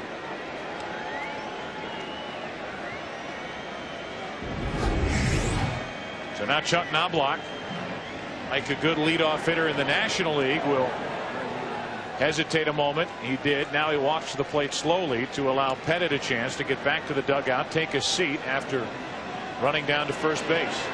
Well, Knobloch even takes a long time when he doesn't have to wait for his pitcher to relax on the bench. Very deliberate hitter before getting into the box, and even more so in this particular at bat. He's up with Leday at second and 2 out. Yankees leading 1-0 here in the 7th. And a strike from Kevin Brown. The Padres in the bottom of the 7th inning will have Leyritz, Ruben Rivera, and Carlos Hernandez. Randy Myers getting ready for the Padres out in their bullpen.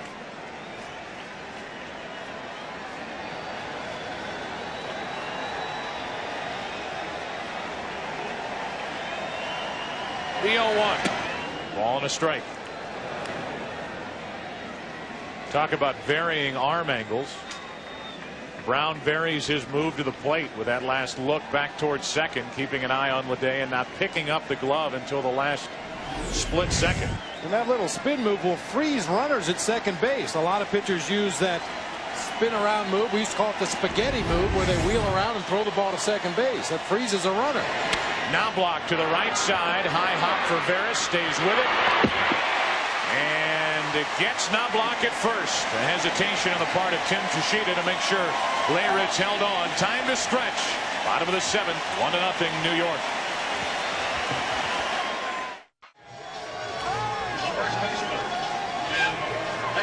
Not much of a difference, really. Bottom of the 7th inning. It's 1-0. The Yankees out in front.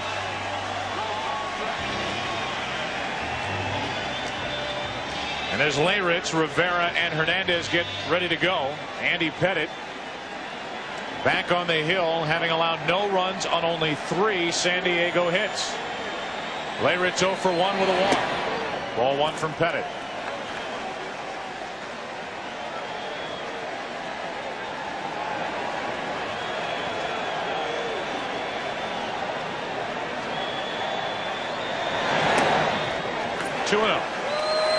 Pettitte has worked the Leyritz away in both previous at-bats. Keep in mind that Leyritz has excellent power the other way. 2 of his postseason home runs have been hit to right field. 2 balls and a strike. Including one off a hard-throwing left-hander, Billy Wagner of the Houston Astros at the Astrodome. Off the plate again. Pettitte the easy out at first, and Leyritz is 0 for 2 with a walk, and that plate has a few dents in it tonight. The latest Fox Sports World Series coverage, log on to www.foxsports.com. Sponsored by Qualcomm. You know, in games that Kevin Brown starts here at Qualcomm Stadium, the grounds crew softens up the area in front of home plate. They rake that dirt, they water it repeatedly because Brown throws the sinker, gets a lot of ground balls. That helps slow those grounders down. A lot of the balls, however, have been hit right off of home plate, and you cannot soften home plate. Andy Pettitte loves the dirt around home plate because it's helping him too. Rivera down the right field line. Fair ball and up against the wall. Ruben Rivera has a double.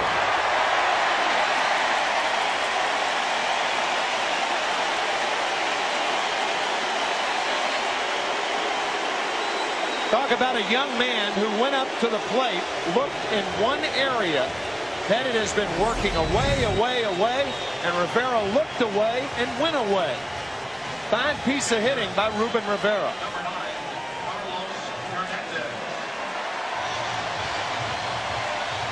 So the tying run in scoring position with 1 out. Thanks to this from Ruben Rivera.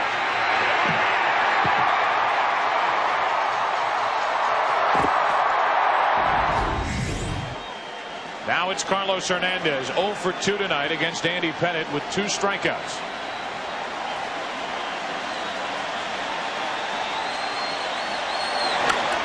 Up the middle for Pettitte. They have Rivera hung up between second and third. The tag by Brocious. Hernandez remains at first, 2 out. And we have talked about Andy Pettitte fielding his position. The last couple of chances he has fielded his position very well, and that pays off here in the 7th. Bad base running by Ruben Rivera. You're in scoring position. You've got to make the ball go through. Hung out to dry. As a base runner at second base, they tell you a ball hit to your left, you advance, a ball hit to your right, you freeze. The wild card is that ball hit back to the mound when the pitcher makes a good play. Rivera reacted immediately to a ball hit to his left. Pettitte made the nice play. They had the youngster hung up out there. Now a check on Carlos Hernandez. The fielder's choice off the bat of Hernandez. Score at 1-4-5 on the out and the tag by Brocious.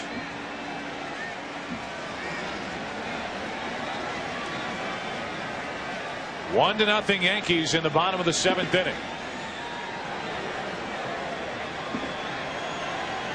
Hunter at first with 2 out for Gomez, who takes a strike.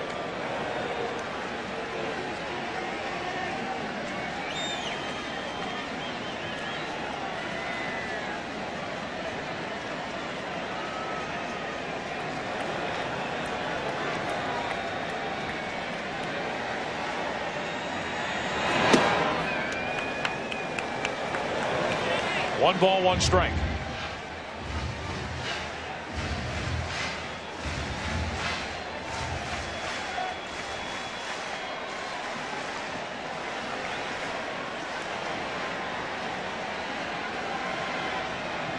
Tying run at first with 2 out.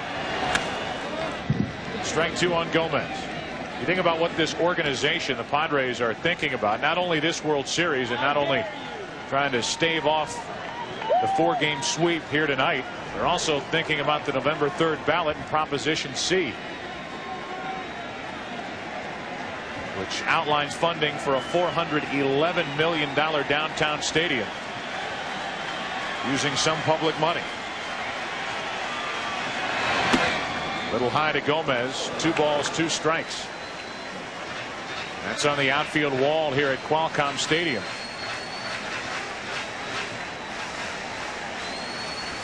Well, this stadium is packed with 65,000 anxious fans, wondering if they will get an opportunity to come back here tomorrow night. 3 balls, 2 strikes on Chris Gomez. Talk to people about Proposition C. They'll tell you it's around 50-50 as to whether it'll pass.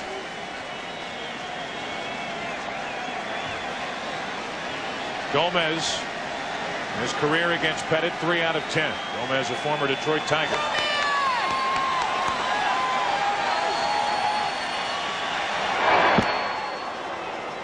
That's very interesting. Most first basemen would be behind the runner at first base with a 3-2 count.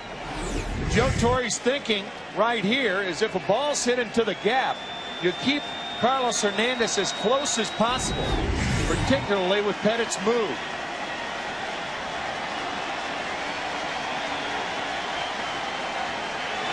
Three-two pitch. Gomez, the fly ball to right. O'Neill is there. And we move to the 8th inning of game number 4 of the 1998 World Series. Yankees up 3-0, leading 1-0.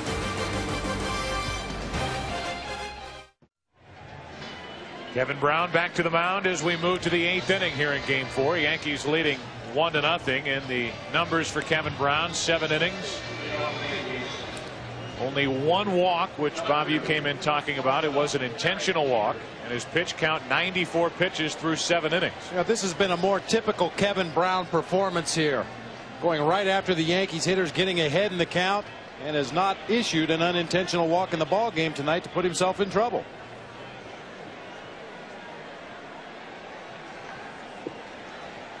Here's Derek Jeter, the 2, 3, and 4 hitters for the Yankees, who are getting closer and closer to their 24th World Championship, as Joey Hamilton, the right-hander, and Randy Myers, the lefty, get ready for the Padres out in their bullpen. It's a 1-run game. The Yankees up 1-0, 8th inning, and Jeter takes ball 1. At best, Kevin Brown will work this 8th inning, and that's it. His spot is due to lead off in the bottom of this 8th. 2 balls, no strikes.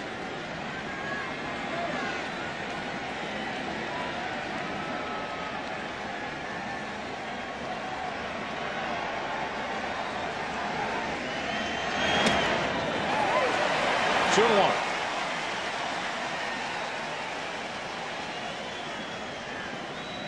O'Neill, who was heavily involved in the run-scoring inning for the Yankees in the 6th, with a double to set up 2nd and 3rd in the infield RBI groundout by Bernie Williams. 2-2 on Derek Jeter.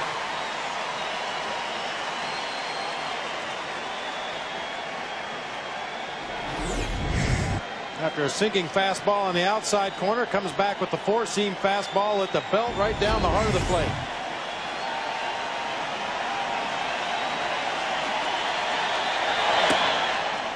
Full count on Jeter.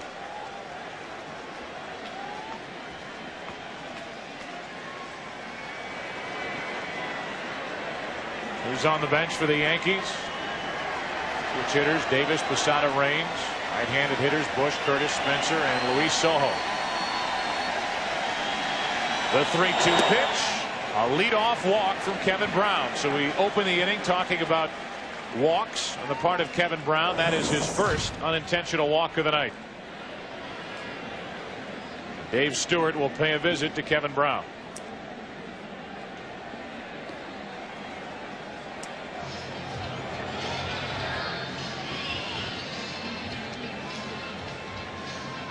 Got O'Neill up with Bernie Williams to follow, and then Tino Martinez. This is the spot in the order in which Bruce Bochy last night went to the left-hander to start the 8th inning. Randy Myers, he issued a leadoff walk to O'Neill and then was relieved by Trevor Hoffman, who followed with an out, a walk, and gave up a 3-run homer. So as Stewart heads back to the dugout, O'Neill gets ready to hit. We'll tell you that if there is no baseball, then this Sunday kicks off Halloween Screams Week on Fox with an all-new World's Funniest and a big new Simpsons Halloween special, plus an all-new That 70s Show, followed by the X-Files. It all starts Sunday at 7 Eastern, 6 Central, right here on Fox. There's not a Game 7 of the World Series on Sunday. Here's Paul O'Neill. 1 for 3 with that big double in the 6th. Ball 1 low.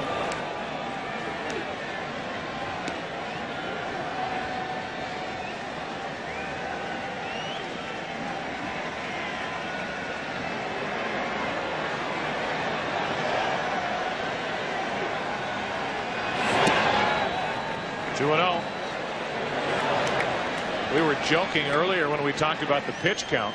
So was Bruce Bochy when he said 190 for Kevin Brown. That was his way of saying to keep him out there as long as I possibly can. Might be running out of time here in the 8th inning. A leadoff walk. Now the 2-0 pitch to O'Neill. It's a foul ball. 2-1. Well, one thing you look for in a sinker ball pitcher, if he's losing his effectiveness, if he gets the ball up in the strike zone, and the ball tends to flatten out as you throw it up higher in the zone. So far, Brown is missing, but he's missing down low in the zone. And once again, another ball off of home plate. You normally do not see Paul O'Neill swinging a 2-0 pitch that's on the outside corner.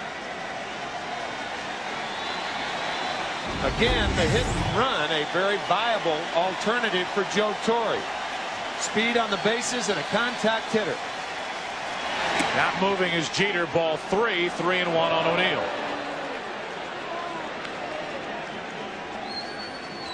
Bernie Williams on deck. Bernie has the game's only RBI on an infield groundout.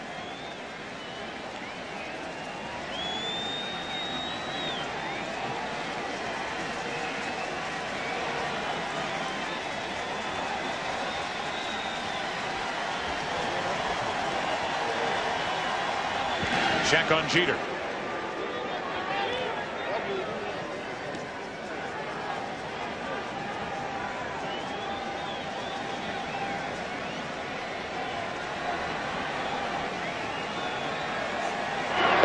Another check on Jeter. Padres wondering if Jeter might take off here with his 3-1 pitch to O'Neill. Tactic that, Tim, I know you don't like. Nope, I don't like 3-1 counts to run. I think it's a hitter's count, an offensive count. He's going, and the chopper to first. Leyritz will try to get to the bag. Too late. And it's 2 on with nobody out. Leyritz, instead of flipping the ball to Brown, trying to slide in and get to the bag first. And O'Neill beat him there. I know we'll take another look at it. It looked to me like O'Neill beat the play.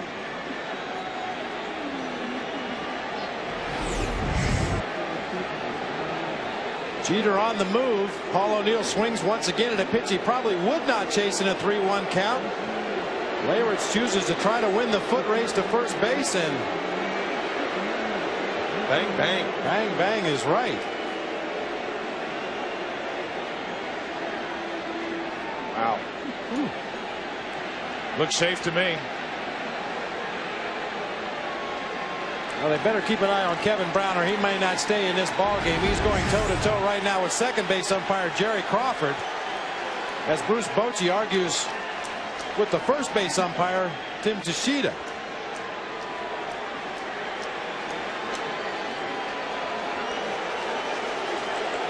So now 2 on with nobody out. And another look.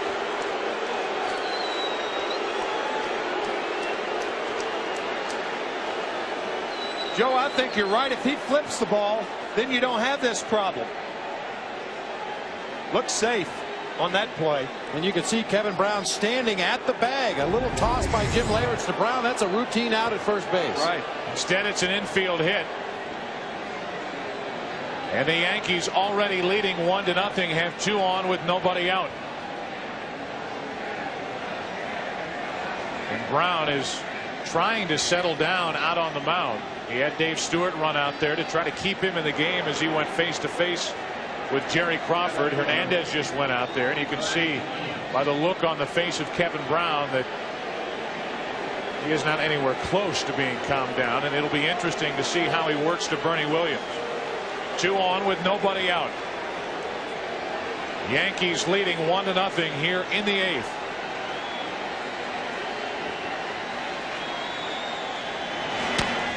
And the chopper to the third baseman Caminiti. His throw in time, and it's second and third, 1 out.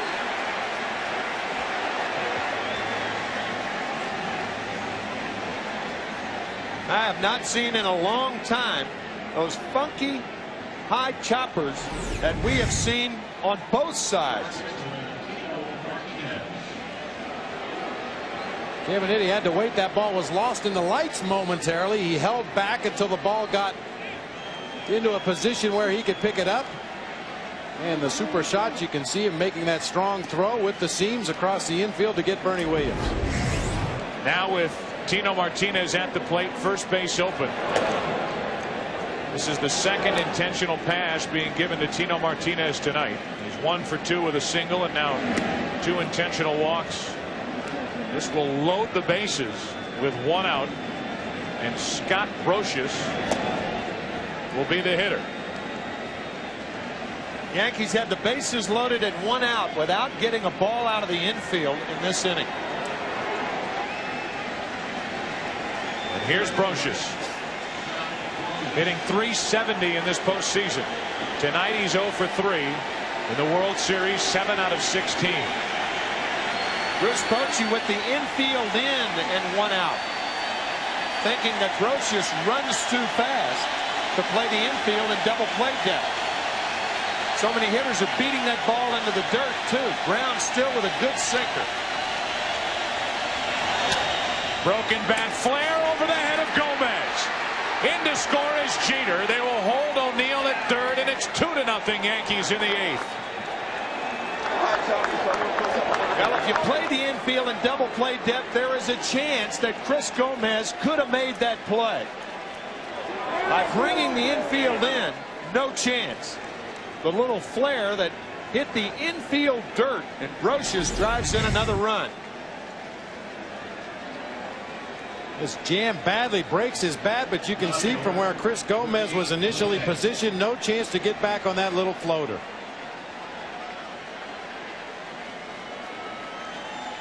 Now the infield still in, bases loaded, only 1 out, and Ricky Leday at the plate. Leday is 2 out of 3 tonight to back up his performance in Game 1 against Kevin Brown when he went 2 for 2 plus a walk.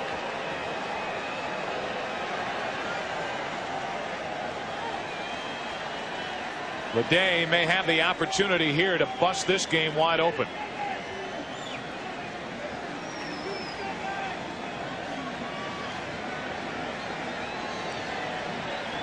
Bases loaded, 1 away. 2 balls, no strikes on Ricky Leday, with O'Neill, Tino Martinez, and Scott Brocious third to first on the bases for the Yankees. The 2-0 into left field, well hit. Vaughn going back to get it. O'Neill tags and scores. It's 3-0 Yankees here in the 8th inning, getting closer and closer to their 24th World Championship of the 1998 New York Yankees.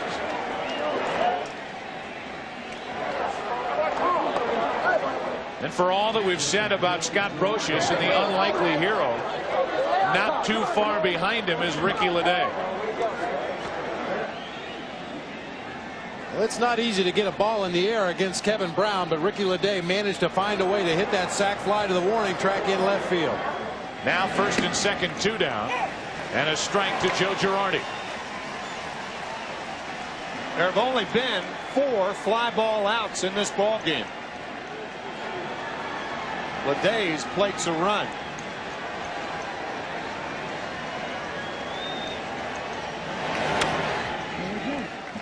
That's strike 2 on Girardi, and again Kevin Brown due to lead off in the bottom of the 8th inning, so this will be it.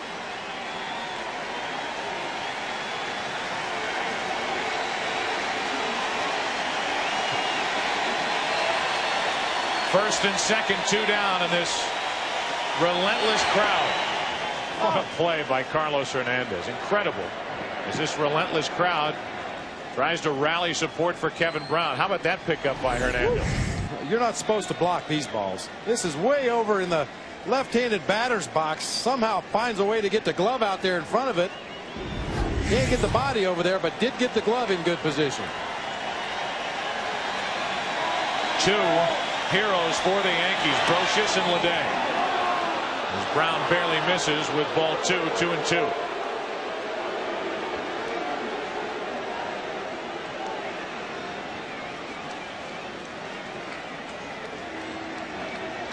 Three to nothing, the Yankees lead here in the 8th inning.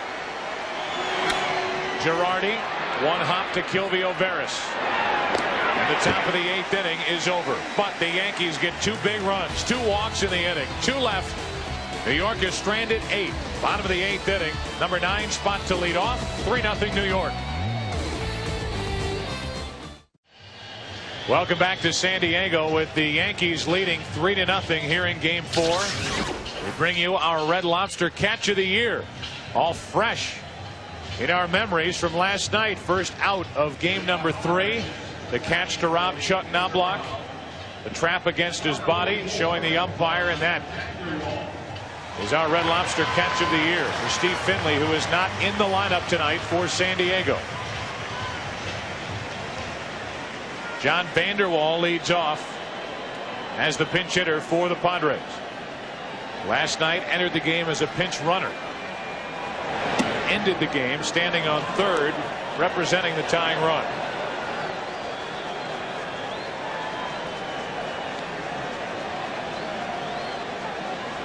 So Bruce Bochy goes to the left-handed pinch hitter against Andy Pettitte. And Vanderwall pops it into center. Bernie Williams is there, 1 away here in the bottom of the 8th.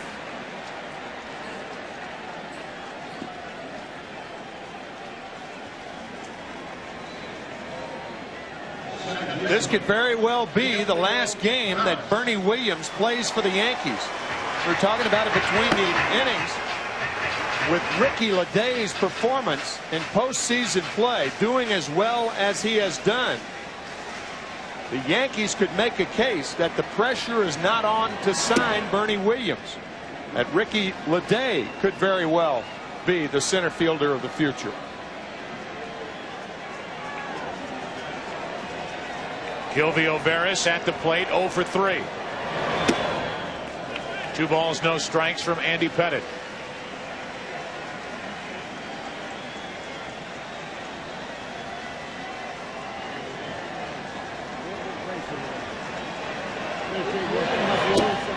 Talk about World Series performances as Veras has the count 3-0 and will take here with 1 out, nobody on. We look at the World Series performance by Scott Brocious, another potential free agent. A couple for the Padres: Kevin Brown, tonight's starter, Ken Caminiti, Steve Finley, who we already talked about with a catch last night, not in the lineup tonight. These World Series performances count a lot. 3 balls and a strike. Now a full count. 1 out, nobody on.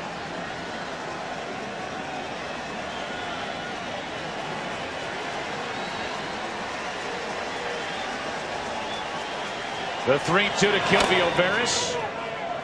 He stays up there. The count full with Tony Gwynn to follow.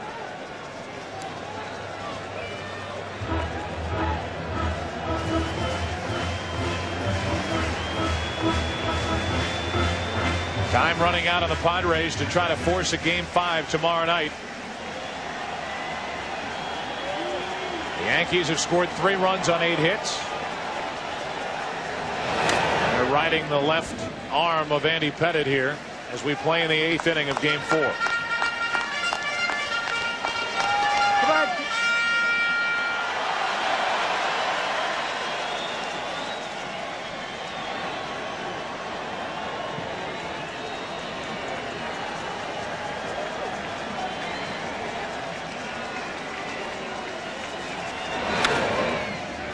Three consecutive fouls on the part of Veras, and it stays 3-2.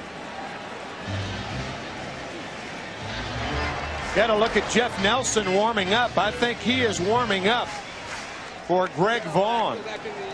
If Veras and Gwynn both get on, I think you'll see Nelson in the game. Again, the 3-2 pitch. A 1-out walk to put Veras aboard here in the 8th. Tony Gwynn walks in. Here are his thoughts on if this series should end here tonight. If it should end tonight, it's been a heck of a year. No question about it. Our goal was to get here and win it, and if we end up getting beat tonight, I can't be that disappointed. I mean, I can't say it yet, but the Yankees have a great club, and really offensively, that's about as balanced a club as I've seen in my career. That's coming from Tony Gwynn, one of the most accomplished hitters, who's playing in his 17th season in the big leagues. 1 on, 1 out for Gwynn.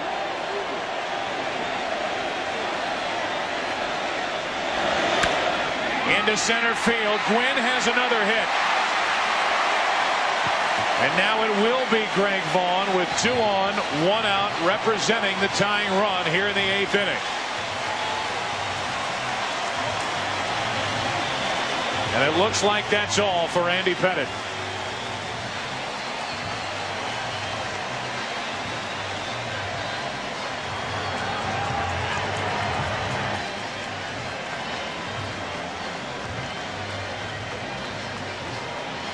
Nelson enters.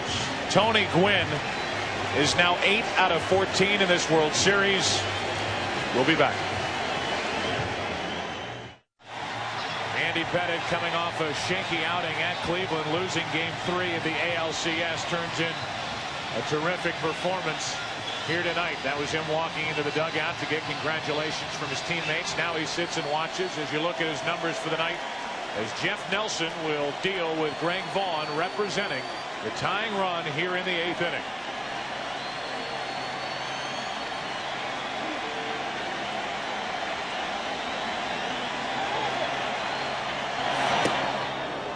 Strike 1. Nelson's numbers in the postseason this year, very, very nasty on right-handed hitters, as you might imagine, with that sidearm delivery.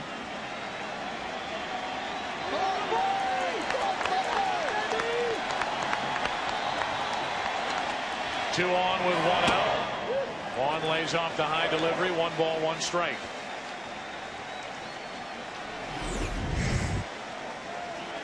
Look at Jeff Nelson's delivery. Throws that frisbee-like slider out of this sidearm slot.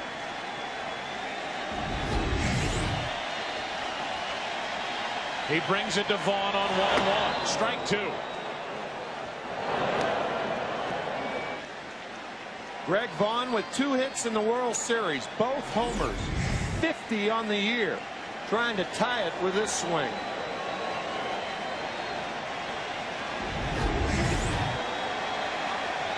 A ball and 2 strikes on Vaughn. The tying run at the plate for the Padres here in the 8th.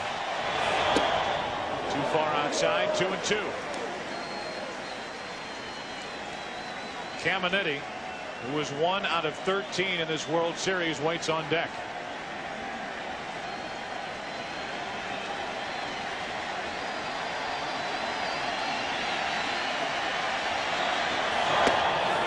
Two gone. Vaughn strikes out. Nelson comes out of the bullpen and strikes out Greg Vaughn for the 2nd out here in the 8th.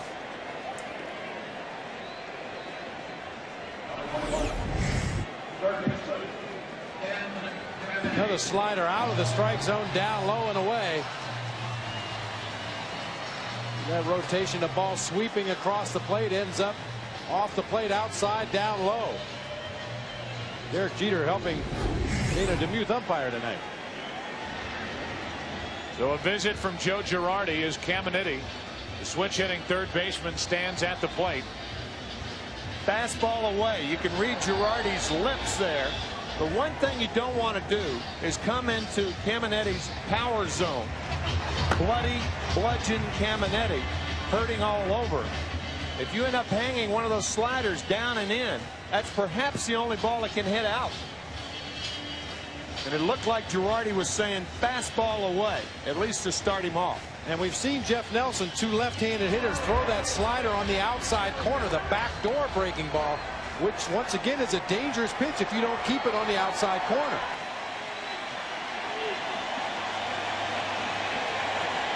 Caminiti with 2 on, 2 out, 3-0 Yankees in the 8th. Up for ball 1.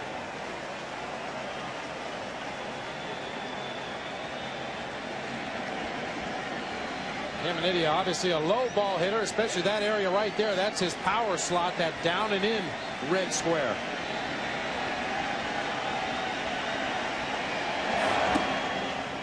Rolling away, 2-0. That's that backdoor slider. Nelson trying to sneak one over the outside corner.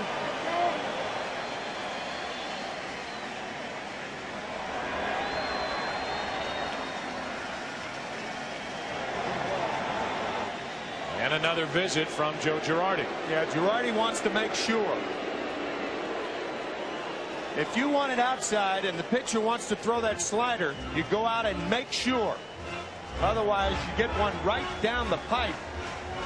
And on a 2-0 count, Caminetti, a very dangerous hitter on a pitch like that.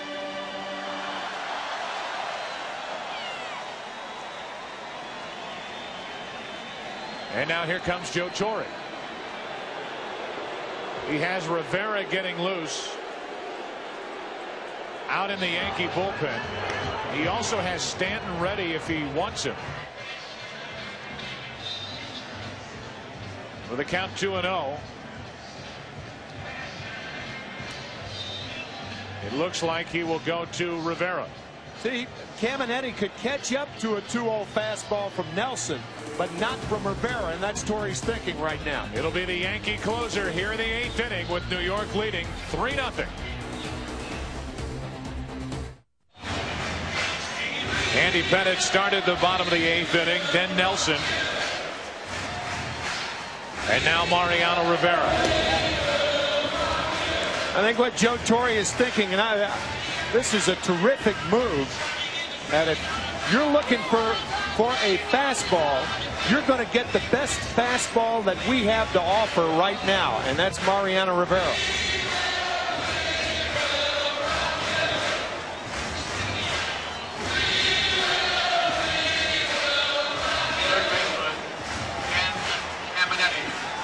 Ken Caminetti is announced for the second time. They already announced him once. He has a 2-0 count. He gets announced again and facing an untouchable, so to speak, lowest career postseason ERA, 0.53 for Mariano Rivera. Caminetti rips one into right field, a base hit. They will hold Veras at third to keep the bases loaded. With 2 down, and Layrich coming up.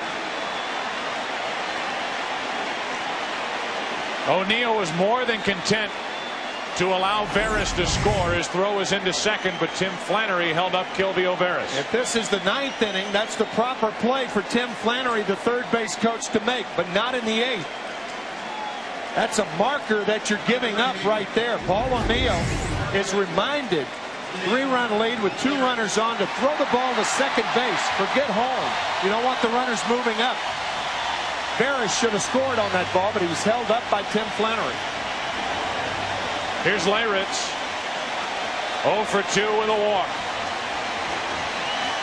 4 postseason home runs in 1998. Swinging for a 5th, strike 1. The tying runs are on. Veras, Gwynn, Caminetti. The go-ahead run at the plate. Layrich here in the 8th inning. Game 4. 3-0 Yankees.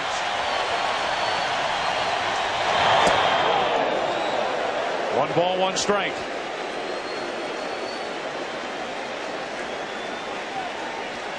Layrich has to tell himself to force Rivera to get the ball down in the strike zone.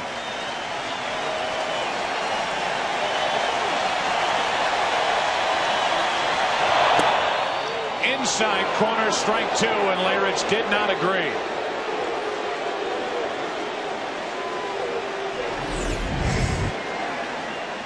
Girardi sets up on the inside corner. Rivera hits the target.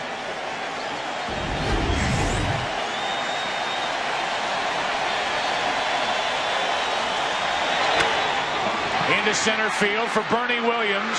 The basket catch to end the 8th inning. And the Yankees all of a sudden are 3 outs away from the World Championship here in 1998. After 8, they lead 3-0. High above here in San Diego, the Goodyear Blimp Eagle has been providing aerial pictures all night. As Rivera leads off at the controls, pilot Nick Nicolari. 1998, the 100th anniversary of Goodyear, and the 73rd for its blimp fleet as Dan Maselli takes over. As Mariano Rivera at the plate, obviously a good athlete. See that swing and the count 1 ball, 1 strike. We thank Goodyear for helping us out with our coverage throughout this World Series.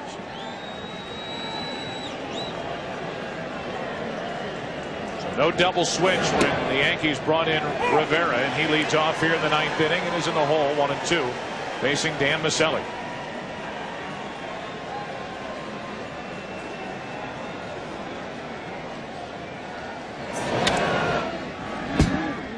I think the reason that Joe Torre did not employ the double switch was that Joe Girardi was calling a shutout, and the shutout takes priority over the fact that Mariano Rivera has to hit for himself. How about this? 2 straight games that Rivera's batted. A pop-up on the right side. Gilvio Barris there, 1 away. Mariano Rivera taken care of here to start the 9th inning. And you start to think about this 1998 New York Yankees team and where they rank in baseball history. American League record 114 victories during the regular season. They are striving for their 125th, if you include the postseason, to go along with just 50 losses for the baseball season in 1998. It is extremely difficult to compare teams from different eras. Nearly impossible. You always hear comparisons of teams these days to the 27 Yankees. And years from now, when, as is typical with baseball arguments, the debate rages about which team is best in baseball history, the 1998 Yankees will have to be mentioned. Up the middle, the shortstop Gomez to his left can't get it, and Knobloch is on with 1 out here in the 9th inning.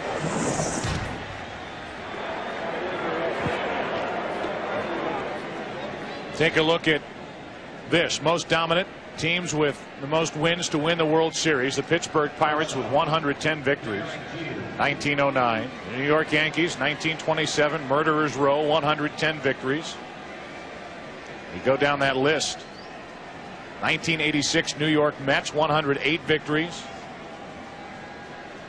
2 winningest teams in history, baseball history, did not win the World Series, which includes the 1906 Chicago Cubs losing to the Chicago White Sox. They were swept by the White Sox 4 in a row.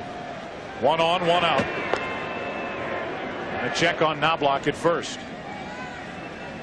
At the end of tonight's game, Bob, Tim, and I will select the Chevy Truck Player of the Game.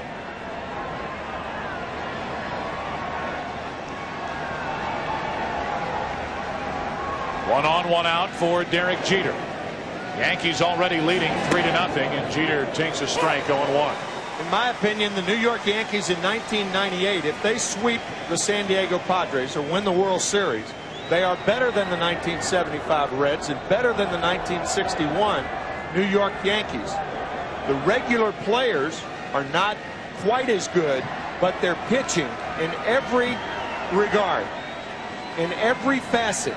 Middlemen, starters, and the short reliever Rivera puts them over the top. Pitch is down to Jeter, 1 ball, 1 strike. And to think that the Yankees are doing what they're doing in 1998 without a true superstar. They don't have the one guy, the mega star. They do it as a group. They did it during the regular season as a 25-man roster and got production from every one of those 25 men. We bring up the 75, 76 Reds and the 61 Yankees because there are a lot of people who think that they are better than this year's edition of the Yankees. But the pitching, and I think the regular players were. You look at Joe Morgan, Pete Rose with the Reds, Tony Perez, Johnny Bench. Strike 2 on Derek Jeter. Great players. Great players. But they're pitching not even close to this club. Not close. The same with the 61 Yankees. A good pitching staff. Roger Maris, 61 home runs. Mickey Mantle, 54 that year. I think they had 6 players with over 20 home runs that year. 240 as a club. But the pitching, in my opinion, takes the 98 version of the Yankees over the top. 1 on, 1 out. Jeter fouls it away. Bob Brenly has been dispatched down to the clubhouse area for the possible post-game celebration. Padres have 3 outs remaining in the bottom of this 9th inning, trailing 3 games to none. 3-0 here in the 9th inning. 1 on, 1 out for Jeter. Chip Caray, Steve Lyons also standing by as Maselli tries to finish off Derek Jeter. The Yankees are playing an outstanding team here tonight and in this series. But when you start to look at what the Yankees did against the lesser teams in the American League this year, the mark of a truly dominating team.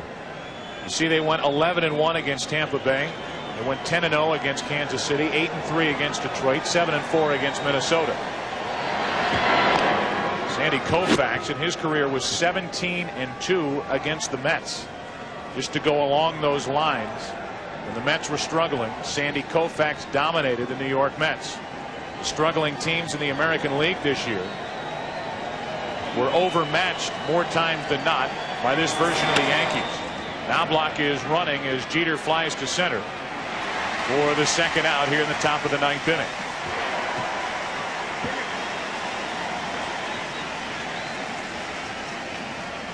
So if that mark of a champion is the ability to dominate or at times destroy the lesser opponent, that has been the case for the 1998 New York Yankees.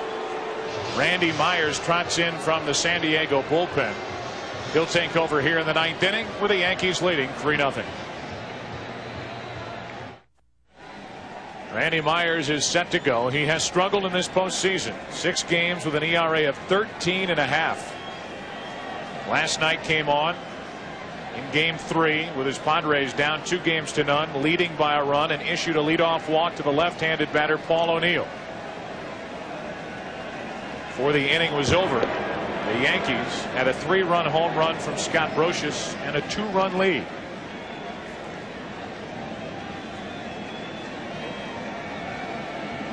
Paul O'Neill is at the plate now. 1 on, 2 out. And a ball from Randy Myers. Just to finish off what we were talking about before the break.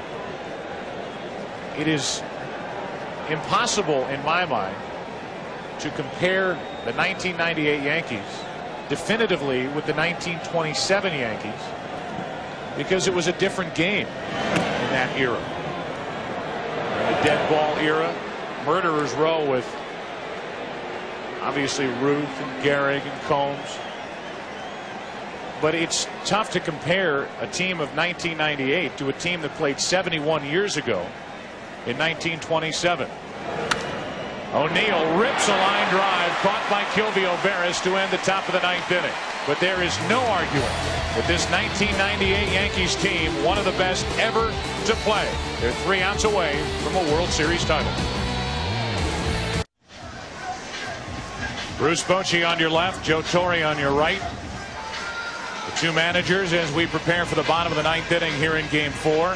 The Yankees leading 3-0 and leading this game 3-0. 2 classy individuals. And 2 more.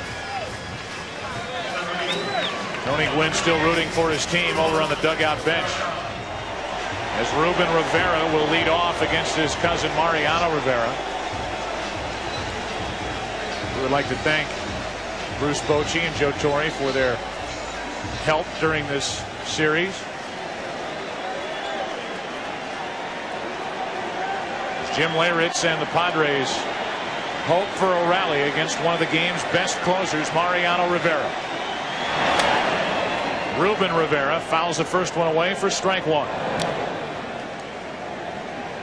The New York Yankees are 3 outs away from their 24th World Championship.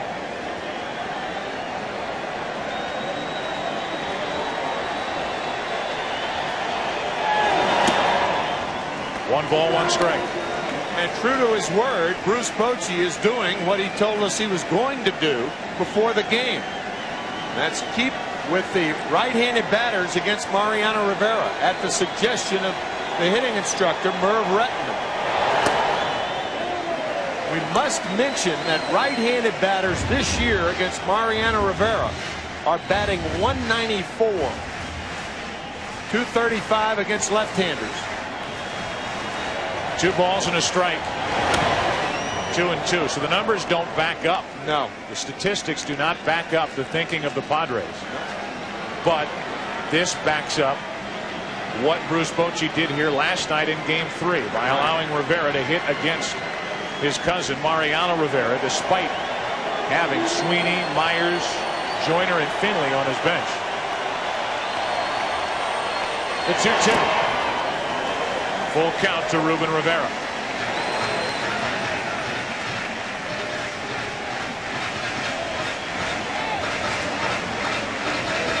Ruben Rivera tonight. 3 of the better swings that the Padres have taken. A single back in the second. Grounded out in the fourth. Robbed on a play by Derek Jeter to his left. Doubled back in the seventh. The 3-2 pitch. Rivera up the middle. A leadoff base hit.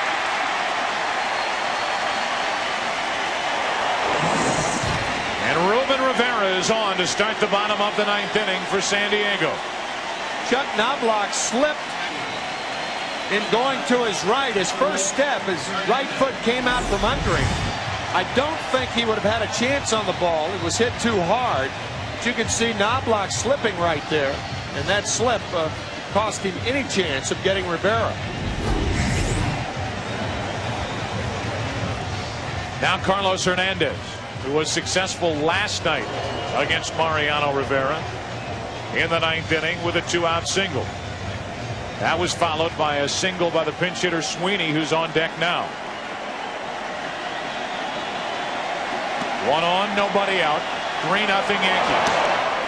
Hernandez takes ball 1.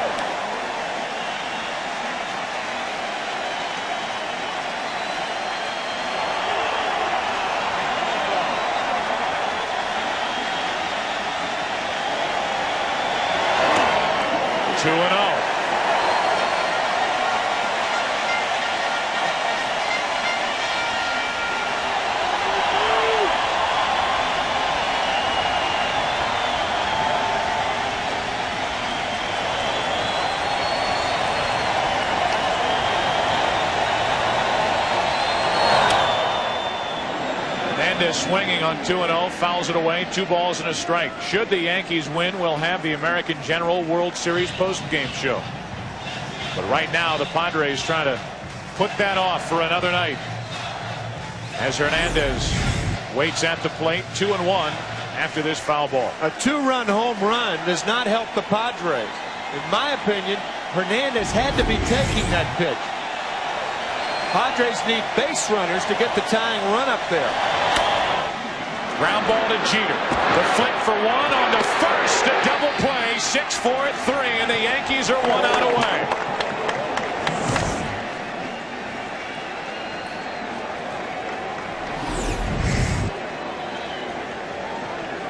Jeter, Knobloch, Martinez. A victory by the Yankees tonight would give New York their 24th World Championship, which would be the most ever by any professional sports franchise. One more than the Montreal Maroons and Canadiens of the National Hockey League. The Yankees are 1 out away. Mark Sweeney pinch hitting, strike 1. 65,000 have gone silent here in San Diego.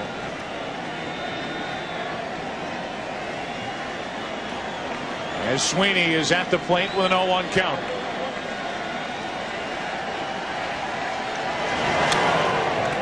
They're 1 strike away. A season in which the Yankees won 114 games during the regular season. They're 1 strike away from their 125th win of the year, including postseason, against only 50 losses. Fighting back a smile, Andy Pettitte. The starter of tonight's game as Sweeney grounds to third. Brocious fittingly with a throw, and the Yankees have done it again. Number 24. They are the world champions of baseball in 1998.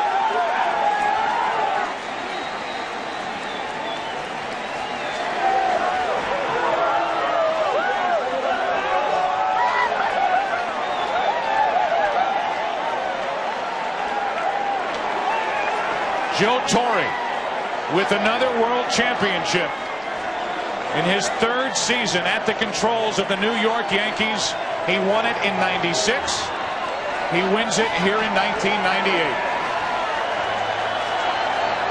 He won the last 4 from the Atlanta Braves and all 4 from the San Diego Padres. 8 straight. It has been an emotional ride for these Yankees. Never tested during the regular season. Tested a bit in the American League Championship Series by the Cleveland Indians, and a clean 4-game sweep of the San Diego Padres here in the World Series. Not only are they smiling on the field, the Yankees that is, but from ear to ear you could just feel Darryl Strawberry smiling, convalescing at home. With thoughts of Darryl Strawberry throughout this postseason and everything that he has been through. Honored by former teammate Jim Leyritz of the Padres. The Padres are in the dugout right now watching the celebration of the New York Yankees as they have captured their 24th World Championship. A 125-win season, including the postseason, and in total only 50 losses. Andy Pettitte was the starter and winner here in game number 4. He gets the victory, 2-1 in this postseason. Kevin Brown suffers the loss, and Mariano Rivera gets his 6th save of the postseason to wrap up the 1998 World Series. We'll take a break. We invite you to stay tuned for the American General World Series post-game show. The Yankees have done it. They have finished what they started. A 4-game sweep over the San Diego Padres here in the 1998 World Series. We'll be back with more right after this.